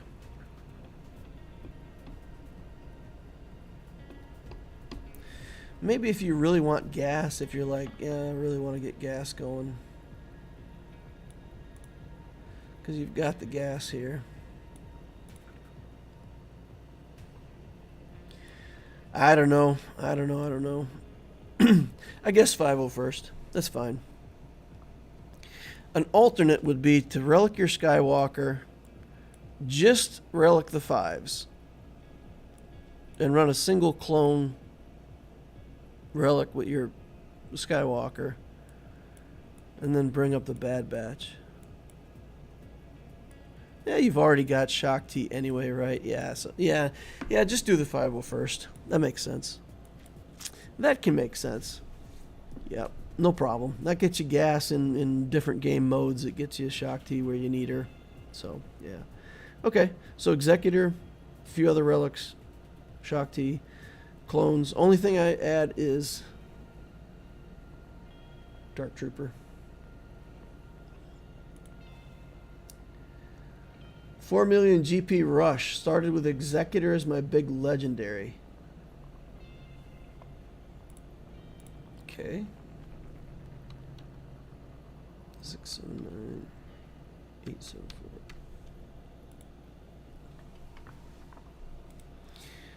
Okay, Chromium 3. 3.7 million galactic power. If you're at 3.7, there's no reason why you're not at 4 million. So just take this account and blow it up. So the first advice I have, just unlock all kinds of characters, put them at level 40, unlock all your ships, just, you know, spend a couple weeks, divert a whole bunch of resources to just leveling stuff up. Like some of these low-level ships, oh, we've already taken them to 50. Oh, that's nice. Okay, so you've already bloated some, right? You've already put this stuff at 50. Okay, it's not bad. That's not bad. Okay. I take that back. You're already bloating. But yeah, I mean, if you're at 3.7, you might as well go to 4, right? So no, it looks like you're already doing a good job bloating. Never mind. I withdraw that advice. Okay, Executor is my first big legendary. So that's in. At 4 stars.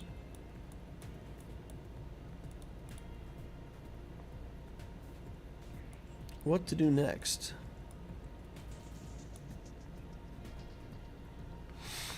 Yeah, I would SLKR.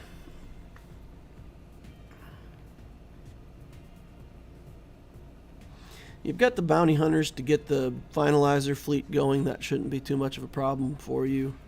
I really don't like the sea journey right now, even though you've got the Piet and stuff that's relevant for the sea journey. I would rather not do that. So I would build SLKR to get yourself 2 really good teams, get another galactic, get your first galactic legend, and then from there I would look at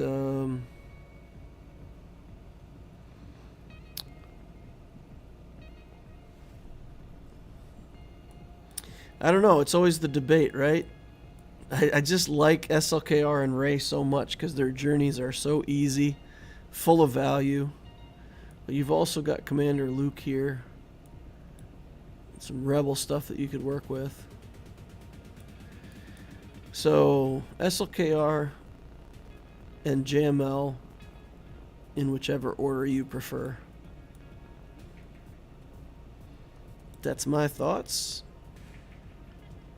I would do SLKR first into JML next because, again, you're looking for fleets and you can get the finalizer fleet kind of for free.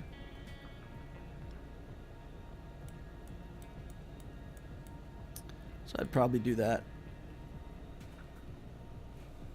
Yep. There might be a different way to have us requesting for roster reviews. Yeah, of course there is, but this is a chill stream. We're just chilling. We're not trying to impress anybody or follow any guidelines or anything. We're just chilling today. We're hanging out together, talking about accounts. We're just chilling.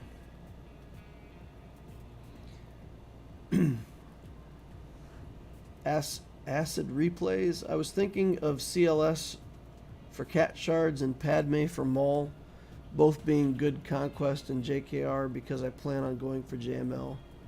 So 2 relics for CLS, 3 for Padme. 2 for JKR will take me 3 months, then JML. Yeah, that sounds reasonable.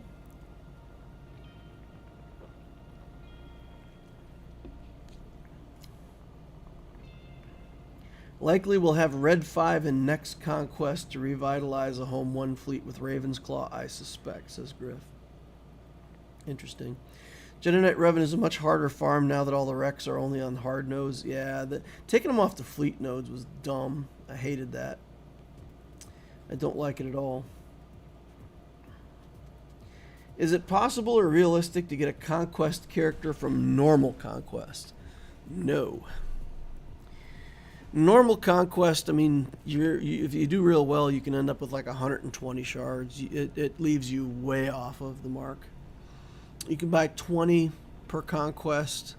You can buy them out of the shop after that.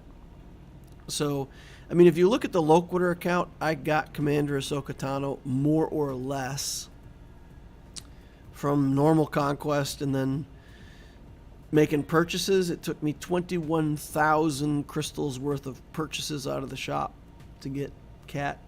So I had to spend a ton after normal Conquest to get that character.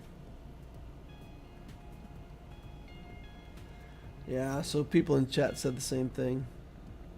You could get him eventually, but like in 6 months with using crystals. Yeah, that's exactly it.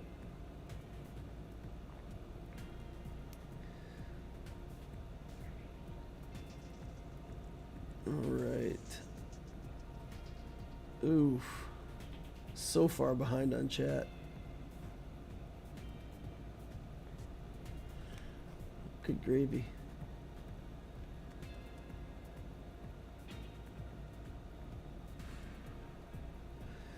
Okay. You can get 195 shards of Toon in normal Conquest if you buy all the shards in all the sectors. Yeah. Yep. You can get them eventually, but like in 6 months of using crystals, unfortunately. Dang, DL's really far behind on chat. And that was said a really long time ago.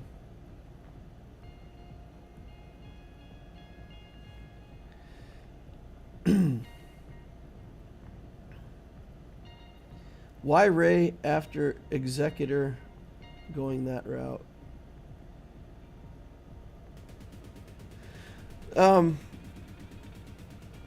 Getting Rey in your account as a GL is just about playing the whole game, right?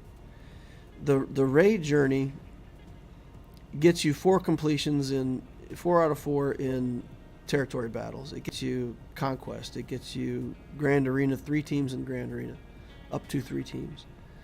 So the reason I like the Rey journey so much is because you play the whole game with that journey, you know. The JMK journey, for example, JMK himself and his team, it gives you a good team for Conquest, a good team for territory battle, all that stuff. But that journey is just all over the place. Like what you get out of that journey, you get a good team at the end and just a bunch of random stuff, you know. I did it on Loquitur, and that's my exact experience with it on Loquitur, you know. It's a good payoff. Mace is good. Ayla just, I mean, you're constantly trying to find a place to use Ayla. Bo-Katan, she floats until you can fill a team in somewhere. Qui-Gon is fine as a relic, but you didn't really need him relicked, you know. Magna Guard, Wat Tambor. So Clone Sergeant's useless. Cody's pretty useless. Cad Bane, you know, you needed him for Executor someday anyway. So when you look at the characters, they're not bad. They're not bad characters, but they're just all over the place. You're not making a team out of this journey. The Rey journey's nice and compact, you know, like I've said before. You get 2 teams out of the journey, plus Rey herself with a different team. It's just nice little category of teams you get. You put the right Omicrons on them, then you can have, you know, a second team that'll get you 4 out of 4 completions in territory battles. So, yeah, that's why I like Rey.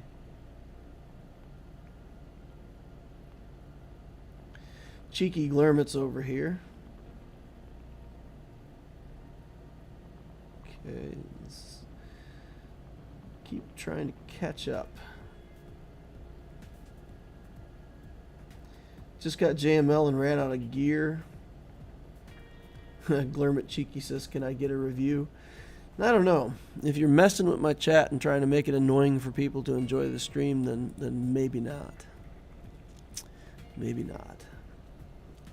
497, 785. So Lewis Lowe wants to look at his account. 2.6 million, 1.1 in ships, 1.5 in characters. Seems like a pretty decent split. Malevolence. For people who are building Malevolence, I always suggest stopping at 6 stars. The 7th star is 100 shards. And the Negotiator is only 145 to unlock. So it always feels to me like the 7th star on the Malevolence is much less important than getting the Negotiator started. Once you've got the Negotiator at 5 stars, you can either go back and finish Malevolence or continue to work on Negotiator, whatever you want to do. But I don't recommend taking Malevolence all the way to 7 before you start with Negotiator. Alright, Xanadu Blood, Hyena Bomber. We got stuff in here for Kylo. Don't know if we got SLKR yet or not, but definitely working on the SLKR journey. Got Relic Spy. Relic Vader. Grievous. Yoda. Outside the journey. Got both Revens. That's interesting. That this player took time to go get the Revens and still doesn't have the SLKR yet.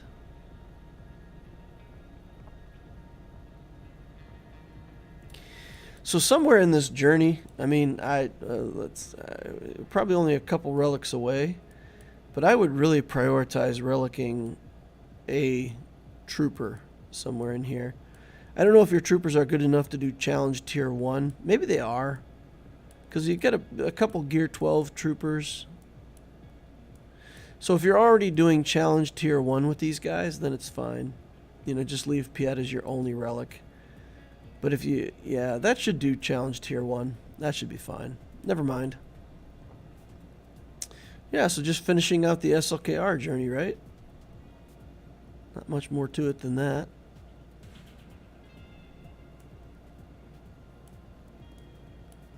So yeah, I mean, I would suggest what we talked about earlier.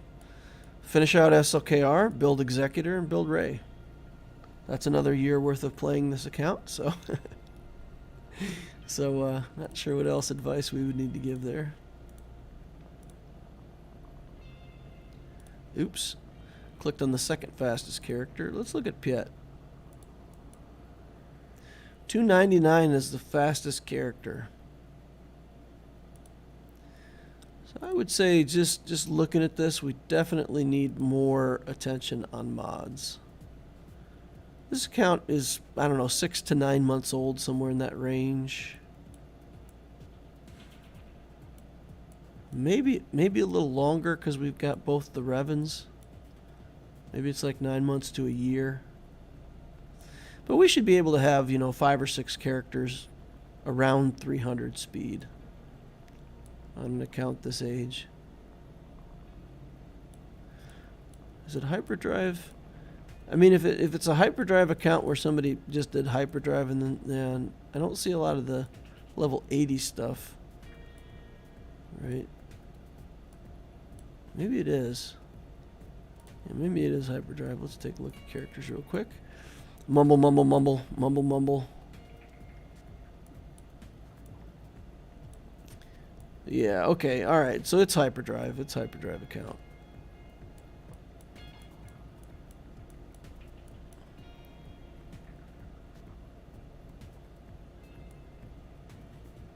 Yeah. Not much to see here. Just focus up on that SLKR, finish out, push all the way to the end of the SLKR journey, and get your Galactic Legend.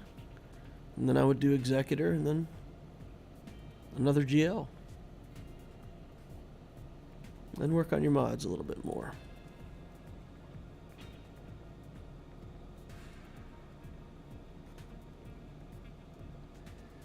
All right. Trying to catch up on chat still. I'm way behind on chat. Okay.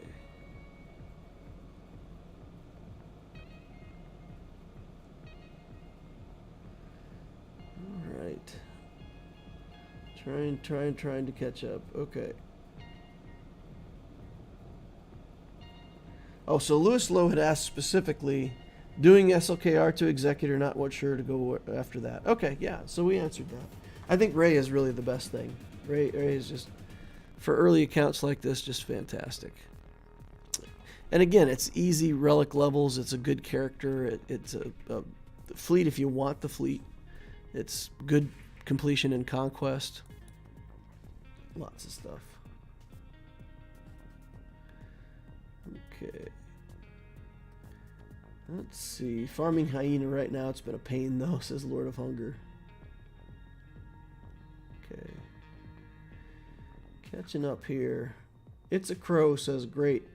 Would love a review if you got time. Finishing out Malak, then going for JKL and Profundity. Probably will... Well, Profundity is going to do well in GAC. So think of it this way. A 4-star Profundity, or maybe let's say a 5-star Profundity for the 3rd reinforcement that you can get. I think we've seen that it can pretty much kill any ship. And it looks like Profundity is really a good offensive tool. So basically you get Profundity, and then the opponent's Executor disappears. And if we can get a 100% reliable Executor counter and still be able to put our good fleets on defense, can't ask for any more than that. 57, 66, I'm a Profundity mark, guys. Like this ship, this journey is a better and more efficient journey than we've had from any ship or character in a long time. And it looks like the ship is good. All right, 5 million, 2.2 in ships, 2.7 in characters. That's a nice split. That's a lot of fleet. A lot of good stuff in fleet. Negotiating Malevolence Executor. Finalizer is done to 7 stars. That's nice. Endurance is done. Pilotless ships are okay. Got them all at 7 stars. That's good. Character-wise, SLKR, Kenobi, Gas, Malgus, both Revens, Malak, got a Malgus. Where am I missing Malak? No Malak. I approve. I approve of no Malak. I mean, once you get the Revens, it's actually quite a bit of gear that you have to commit to go back and fish up Malak. So, yeah, I don't mind that. I don't mind that as a decision. You'll get him eventually. You know, you can put gear pieces on those requirement teams a bit at a time, and you'll get him eventually. Don't necessarily have to hurry. Interesting with Malgus in the account, though, huh? All right, so finishing out Malak, so that's what he's working on now. And then he's going to go for Jedi Knight Luke and Profundity. Okay. So,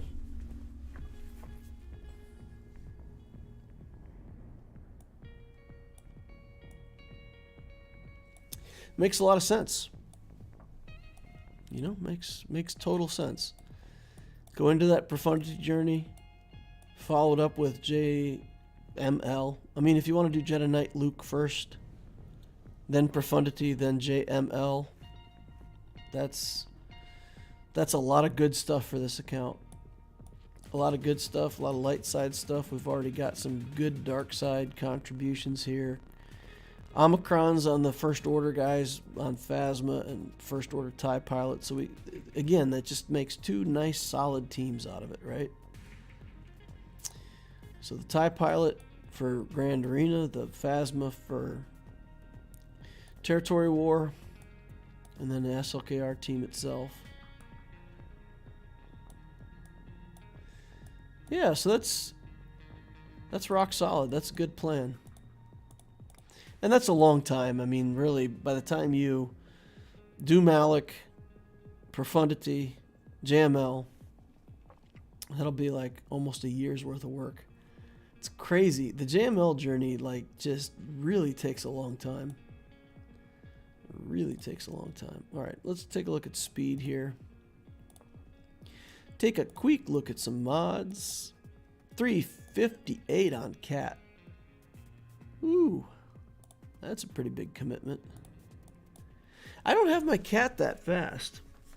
I mean, I don't feel like Cat needs to be one of my very fastest characters. Because in a JMK versus JMK mirror match, I mean, their Cat kills my Kenobi, my Cat kills their Kenobi. The advantage of being the first one to kill the other guy's Kenobi, I don't see that it's that big of a deal. So I've committed my fastest mods elsewhere. 338 on Piet. That's a pretty fast Piet. Pretty good.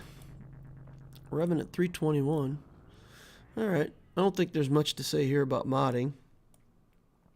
First Order Officer is really fast. 303.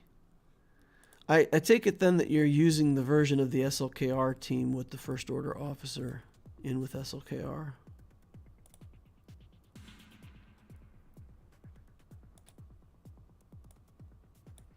This is risky. If you're using it with SLKR, I hate that this is 100% turn meter gain.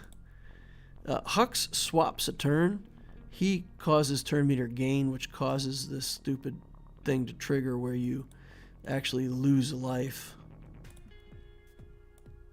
All right, whenever a dark side ally gains turn meter, whenever they gain turn meter, they lose 10% of max health and max protection. So that's annoying. Or maybe you're using it in with your off team with the Phasma and whatnot.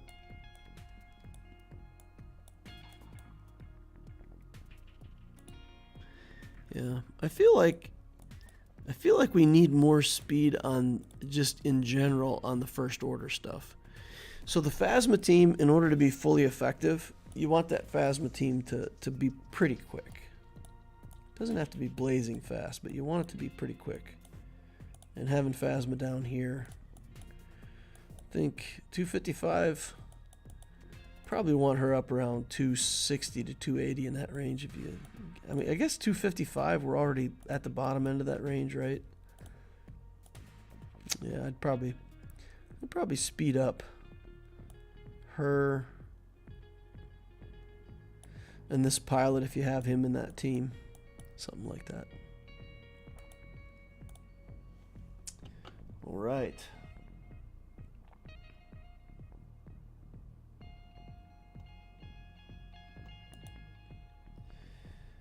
Okay. Let's see. Bloating the ship pilots has really boosted my GP. Nice. Oh. Potato Head Ray is a tough farm with all the demands on gear and relic scraps and mats. I'm doing it right now. All right. JWOAH JWO says, I've basically been bloating the account since it started whenever I get the extra credits. Yeah, nice.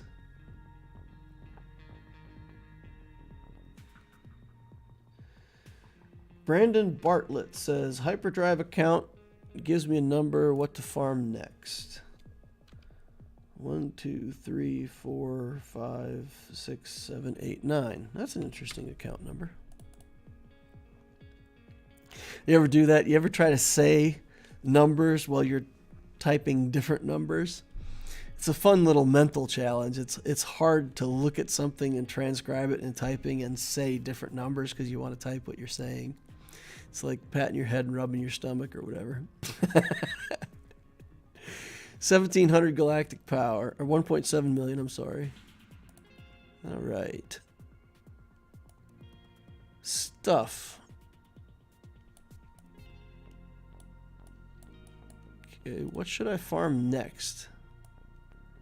They ask. You don't have geos. I don't see geos in here. And geos are just for free, man. They are just 3 of them are shop characters.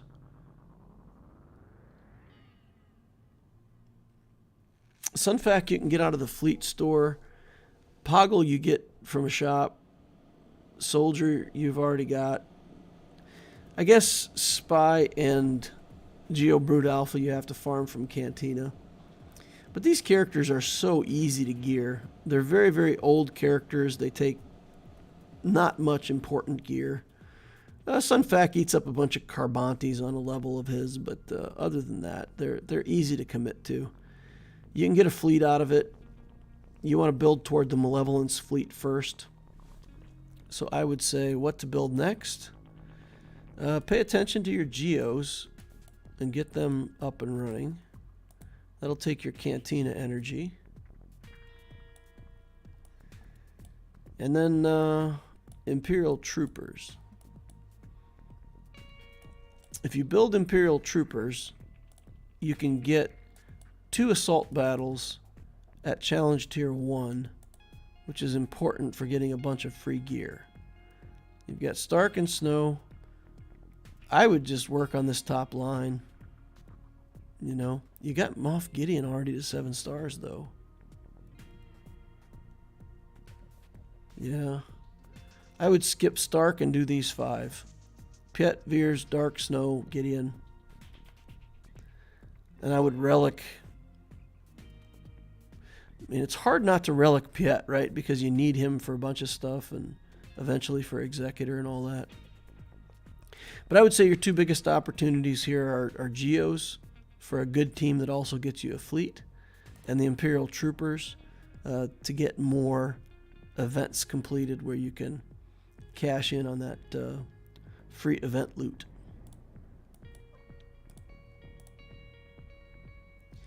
And then Padme. You got Jedi Knight Anakin here to 6 stars. You got Padme to 7 stars. With the Zeta on already, so you've already done some of that. So yeah, Jedi Knight Anakin. To build him up. So Geos, Troopers, and Jedi Knight Anakin.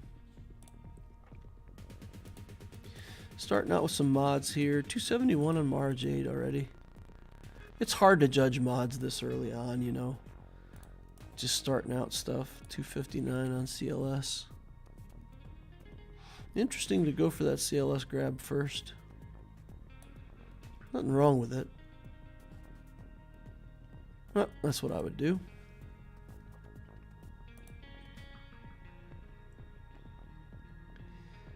Okay. Profanity is an expensive farm with all the high relic requisites. Yeah, the Profundity is no joke. You need a Relic 8 and a Relic 9, so it's a pretty big resource drain. Okay, need help what fleet I should go for after Finalizer, and generally what to farm after. 5, 9, 1, 4, 5, 7, 7, 3, 4. Try again.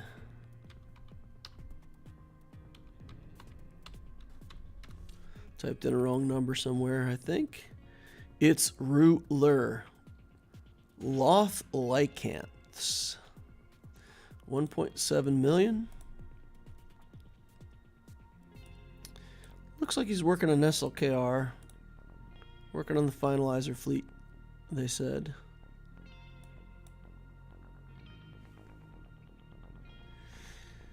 Okay. So, I mean, you're farming the SLKR journey. So, Supreme Leader Kylo Ren, absolutely what you need to do on this account. You're already 2, 4, 6, 7 relics into the journey. I don't think I would even backtrack. I think I would just push through the whole SLKR journey at this point.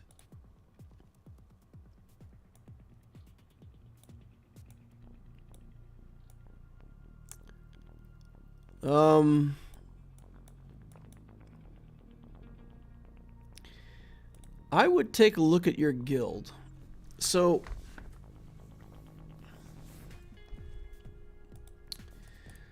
I don't know what kind of guild you're in, but you're 1.7 million. I don't see that you have a premium fleet yet. And maybe it's just too early for you to have a premium fleet. Maybe I'm expecting too much out of it.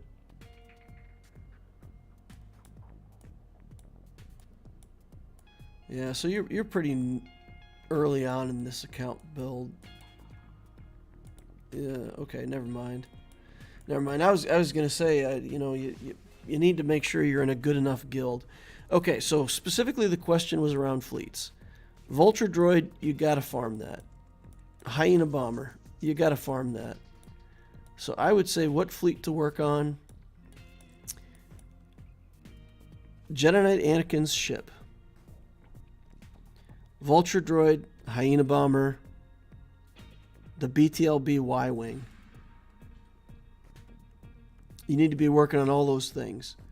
Because you can get a Galactic Republic fleet with Jedi Knight Anakin's ship and a Relic Jedi Knight Anakin. You can put that fleet under Home 1, under Endurance. You can run it a bunch of different ways. Yeah, get these Geo ships built up.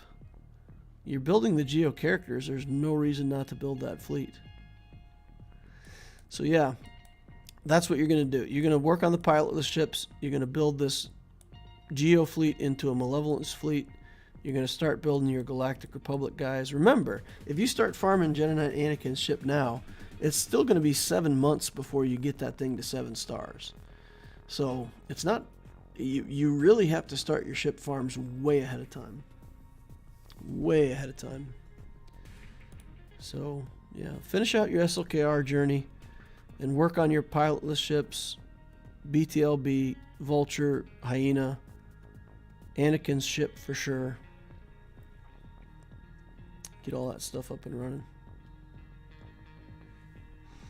All right. Hey there, Darth Tone Loke. I am not a wild thing. Is there a way with Stun Datacron to get a clean JMK mirror with a faster cat? Wasn't there a way? Oh, we talked about that a long time ago. Yeah, I don't know. I again, Ryrock says I can overcome the enemy's faster cat by going ultimate early. Yeah, all I can say is that from my experience, I haven't needed to have the cat super fast. That's been my experience. Iceblade says, hi, I'm a new player, day 2, bought the Hyperdrive bundle, found your Abtesio playlist, and watched the first few videos. Are there any big changes you would make looking back? Iceblades, I wouldn't go for the crew relic first. That really didn't help me. And I wouldn't go with the clones team. It really is a good way to get in a good guild early on. But if I had it to do over again, I would use all of those relics on the Padme team. And I would make the Padme team Padme, Mace, Qui-Gon, Jedi Knight Anakin, and Ahsoka. Then later, as you get Kenobi, you bring him in and you kick Jedi Knight, Qui-Gon out. And then you have 6 characters that you've built, and you can mix and match that. You can make a Qui-Gon team for Grand Arena. And, you know, which 5 you relic is up to you, but I would relic all 5 characters in the Padme team and have that for C-Pit, have it for Conquest, have it for a bunch of different things. And that team impresses me far more than the clone team has. So skip the Kylo Ren unmasked relic. Don't do that at all. Do the Padme team instead of the clone team. And I think that there's not much else that I would change about what I've done with Abtesio. That account is smashing it. You know, I feel like we're doing really well with that account for being, you know, going on its 9th month. It's doing pretty good. I think it's a good template for building an account.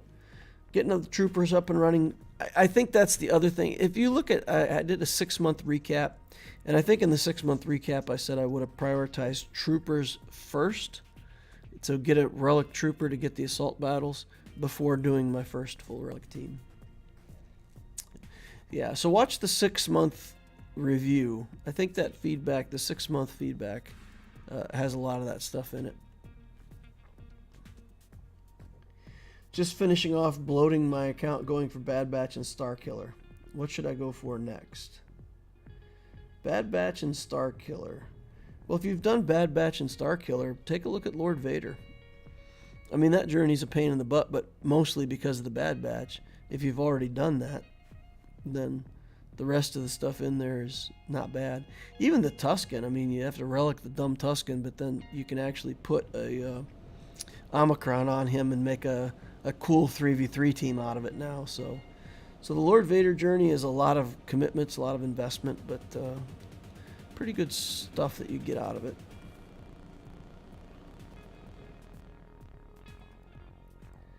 Disney is really trying to rake in the money. Nice. Anybody seen a trailer for Tales of the Jedi? I recently became a member of the Patreon and was wondering where to put my name down for a review. Wilson Young, if you're a Patreon, it gives you special access in the Discord. So if you haven't joined the Discord, that's what you want to do. You want to join the Discord, and you'll be a Patreon in the Discord, and it's real obvious. If you go into the Discord, there's a Patreon section for Patreon Ask Loquitur, Patreon account review. All that stuff is in there. So that's the way to get easy access. And the Patreon group hangs out. You know, sometimes we do streams like this on a Tuesday night where we just hang out and talk and give advice to the Patreon people. So that's available. That's the easiest way to get access to all that.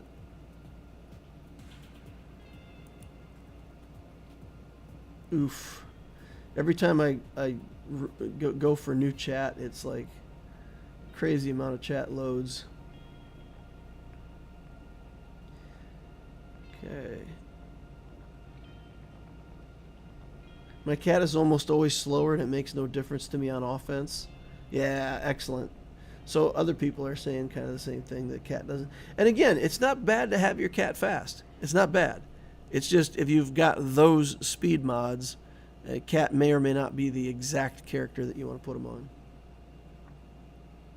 It's just a matter of prioritization. Holy cow, I think I've caught up on chat finally. Question, is it worth trying to have a decent home 1 fleet when you have profundity? Yes. I think it's absolutely, it's going to be easy, right? Because we can take that Raven's Claw and put it over there and use like Biggs and Wedge. Wedge is a reinforcement, so, you know, we'd probably start with like Biggs, Biston's U-Wing, and the Raven's Claw as a starting 3, and then reinforce with Cassian's U-Wing, Wedge. I think that fleet is going to do just fine. It's not going to be a premium fleet, right? It's not going to be like top 4 in fleets. But I think the Executor and Profundity go on one level, the Malevolence and Negotiator go on another level. And then I think the Finalizer is at a level where as an offensive fleet, you can beat almost anything in the game. I don't know if you can beat Profundity yet. I haven't seen it or researched it yet. But the Finalizer fleet is just a premium offensive fleet, and I feel like that Rebel fleet goes in the same category. Like once you get the Raven's Claw and that stuff, it's a fleet that you can take on offense that you should be able to beat up a lot of stuff with it. I feel like it's going to be a good third tier fleet, whatever you want to call it. So tier 1 is the Executor Malevolence, tier 2 is Negotiator or Executor Profundity, Negotiator Malevolence, and then I think Finalizer and the Rebel fleet are going to be. And the Empire fleet, if you have a good Empire fleet with the TIE Interceptor in there, that's definitely, that may even be at the level of Negotiator and Malevolence, honestly. That fleet's a menace. That might be a second tier fleet. So if you were to have 6 fleets already, then you don't even build the home 1 fleet. You know, if that's going to be your 7th or 8th fleet, who knows? Confirming priors gives me an account code and says what next big ship. 9, 6, 8, 6, 8, 8. Okay, what next big ship?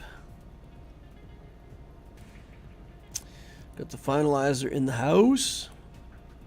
Malevolence negotiator. No executor.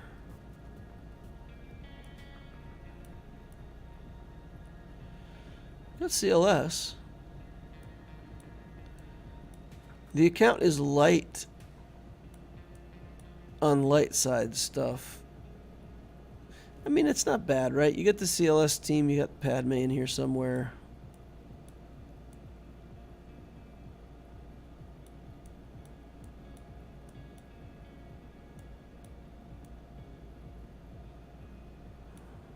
Hux. You've got bounty hunter ships already from... So the easier route to go here is with Executor. But honestly, I would... Oh dear.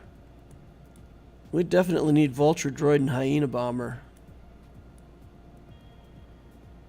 Get your pilotless ships up and running. Holy cow. We've got the TIE, the Rebel, and the BTLB. Definitely need the Vulture and Hyena to go with this Malevolence. For sure. So I think with your account, the better thing is to go Profundity. You've already got Commander Luke, Han, Chewbacca. You've got a bunch of the parts that you need to make a good Profundity fleet already done. I think the light side stuff is better for your account than the dark side. So Executor is easier, but Profundity is better for your account overall. My opinion. Tasman said I would post about my ally code, but might just get yelled at about my poor modding. Well, the interesting thing is, Tasman, I mean, if I recommend that you need to look for more speed in your mods, it's not a judgment. I mean, I never say that you're a bad person because you have bad mods. You know, any guilt that you feel is on your own part. So I'm honest about what I see, and if I see that you need to work on your mods, I say that, but I don't yell at people. I don't judge. I don't judge people for spending money. I don't judge people for skipping mod day. It's however you want to play. At the end of the day, it's a game for fun, and how competitive you want to be and how hard you want to work at, it's up to you. I just call it like I see it.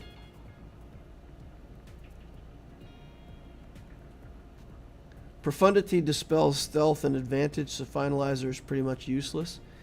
That's true, but Profundity also has specific kit denial for Malevolence, and Malevolence still can beat it.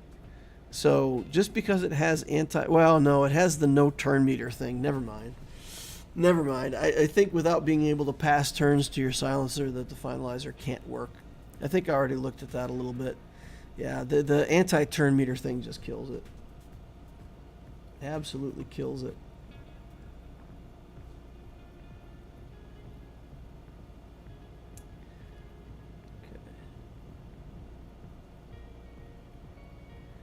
Okay. All right, so Hout says, hey DL, went gas into Executor, done, next event. Planning to go SLKR next, then JML into Profundity. Does that make sense, or should I do it in another order? Guys, I'm going to wrap up the stream here pretty soon. We've been on quite a while. We've tried to help a bunch of people. And I'm sort of running out of time. I got some other things I need to accomplish before the day is over. So we are most likely going to wrap it up here soon. Okay. Hout out. So, got the Executor, is going to land that on the next event. We've got clones done, got Skywalker done. Okay, got some bounty hunter stuff.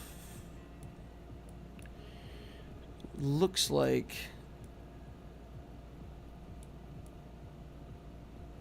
yeah, with the account being this early and all the bounty hunter stuff that you had to build for the Executor, it would not be a bad idea to try to round out 2 separate bounty hunter teams. And you need to look at characters like Fennec Shand and Zam. And just with those 2 characters, you kind of make one team that's based around a Zam team, and you make one team that's based around, Aura Singh, for example. You can do the Aura Singh team. And then you don't even need to have, all kinds of relics in both teams. And you can do like the Aura Singh lead with the Bosk, Grief, Mando, and one of these guys. And then you can do a Zam team with Fennec and whatever leftovers you have. And it'll hit really hard on GAC offense or in territory battles, territory war offense. So you could take a look at making 2 bounty hunter teams out of this.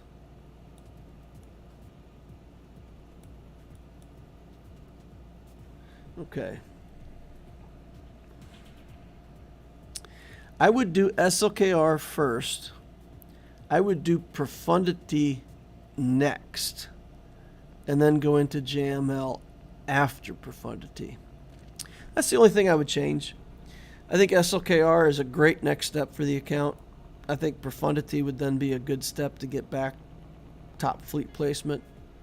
And then follow it up with JML. GL, Fleet GL.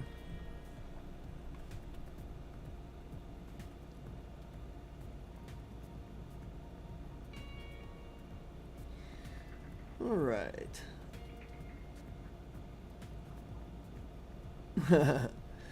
Tumblo Drye says I joined late.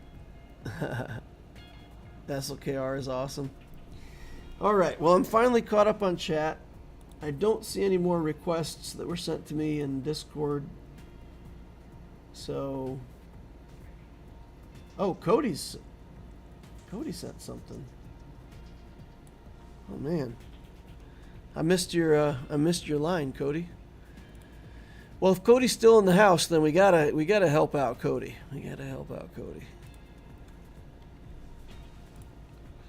One of the coolest guys in Swigo. Erodium 3. About almost 5 million now. Wow. Almost 5 million. 2-1 and 2-8.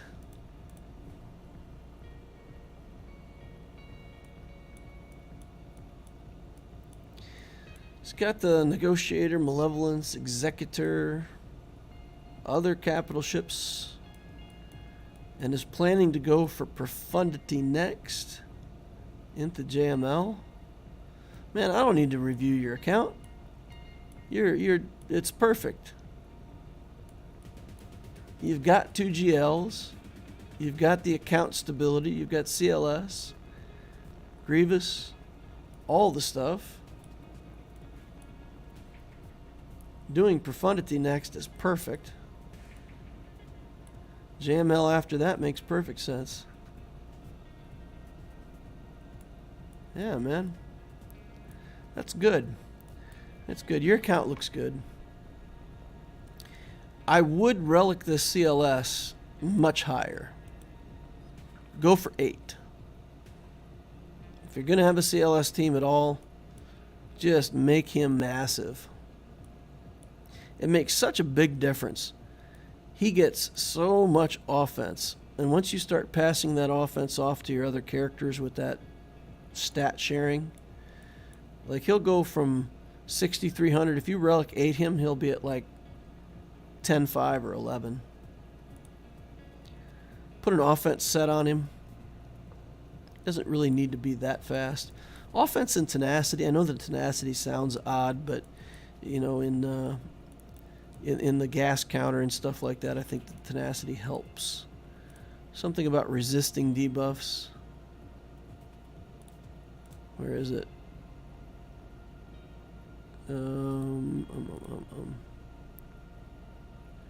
Whenever Luke inflicts a debuff, whenever Luke resists a detrimental effect, he recovers, right? So you put the tenacity on him, and that way if he, resists a few effects, he gets back a bunch of health and protection.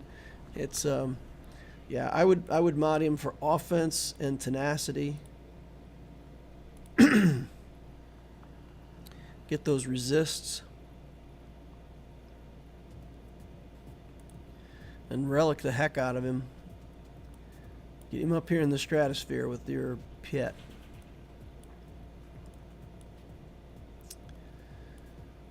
Wampa's relic 3. Could use a little more love there. Zam is relic. That's nice. How fast is Zam? 314. That's solid.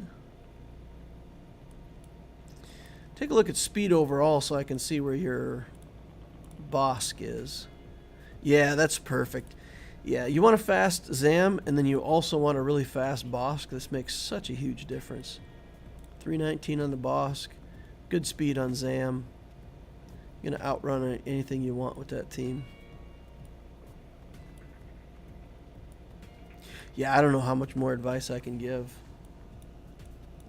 It's rock solid. Good account. Good mods. Good build path. Good stuff. All right. Sorry that it took me so long to get to you, Cody. The new man says, which Padme Zeta is the right one to get? Both of them. You want both of them, but I think courage first. The one that gives you courage.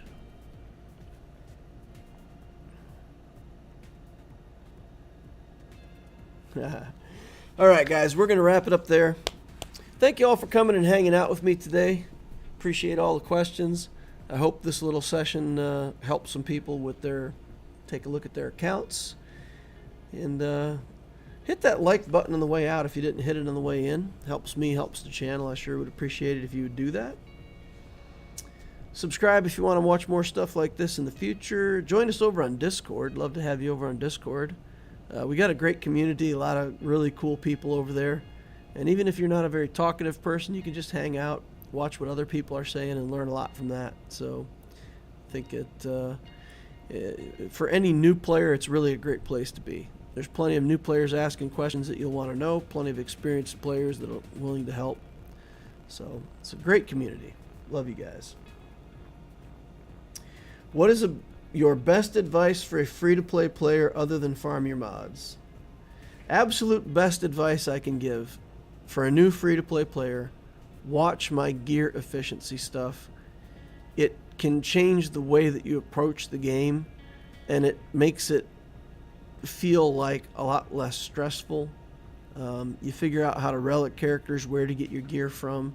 You can have confidence that you're not wasting a bunch of resources where you don't need it. You can build your account 100 different ways and it'll be fine. It's not really if you build a CLS team, it's fine. If you want to go bad batch first, it's fine. You can build almost anything you want. But don't waste your resources. Don't get into the game and do a bunch of inefficient crap where it takes you 6 months to do what you could have done in 3 months. Best advice I can give, watch that gear efficiency stuff. It'll help you a lot. All right, cheers, y'all. See y'all later. See you in the next holocron. All that good stuff.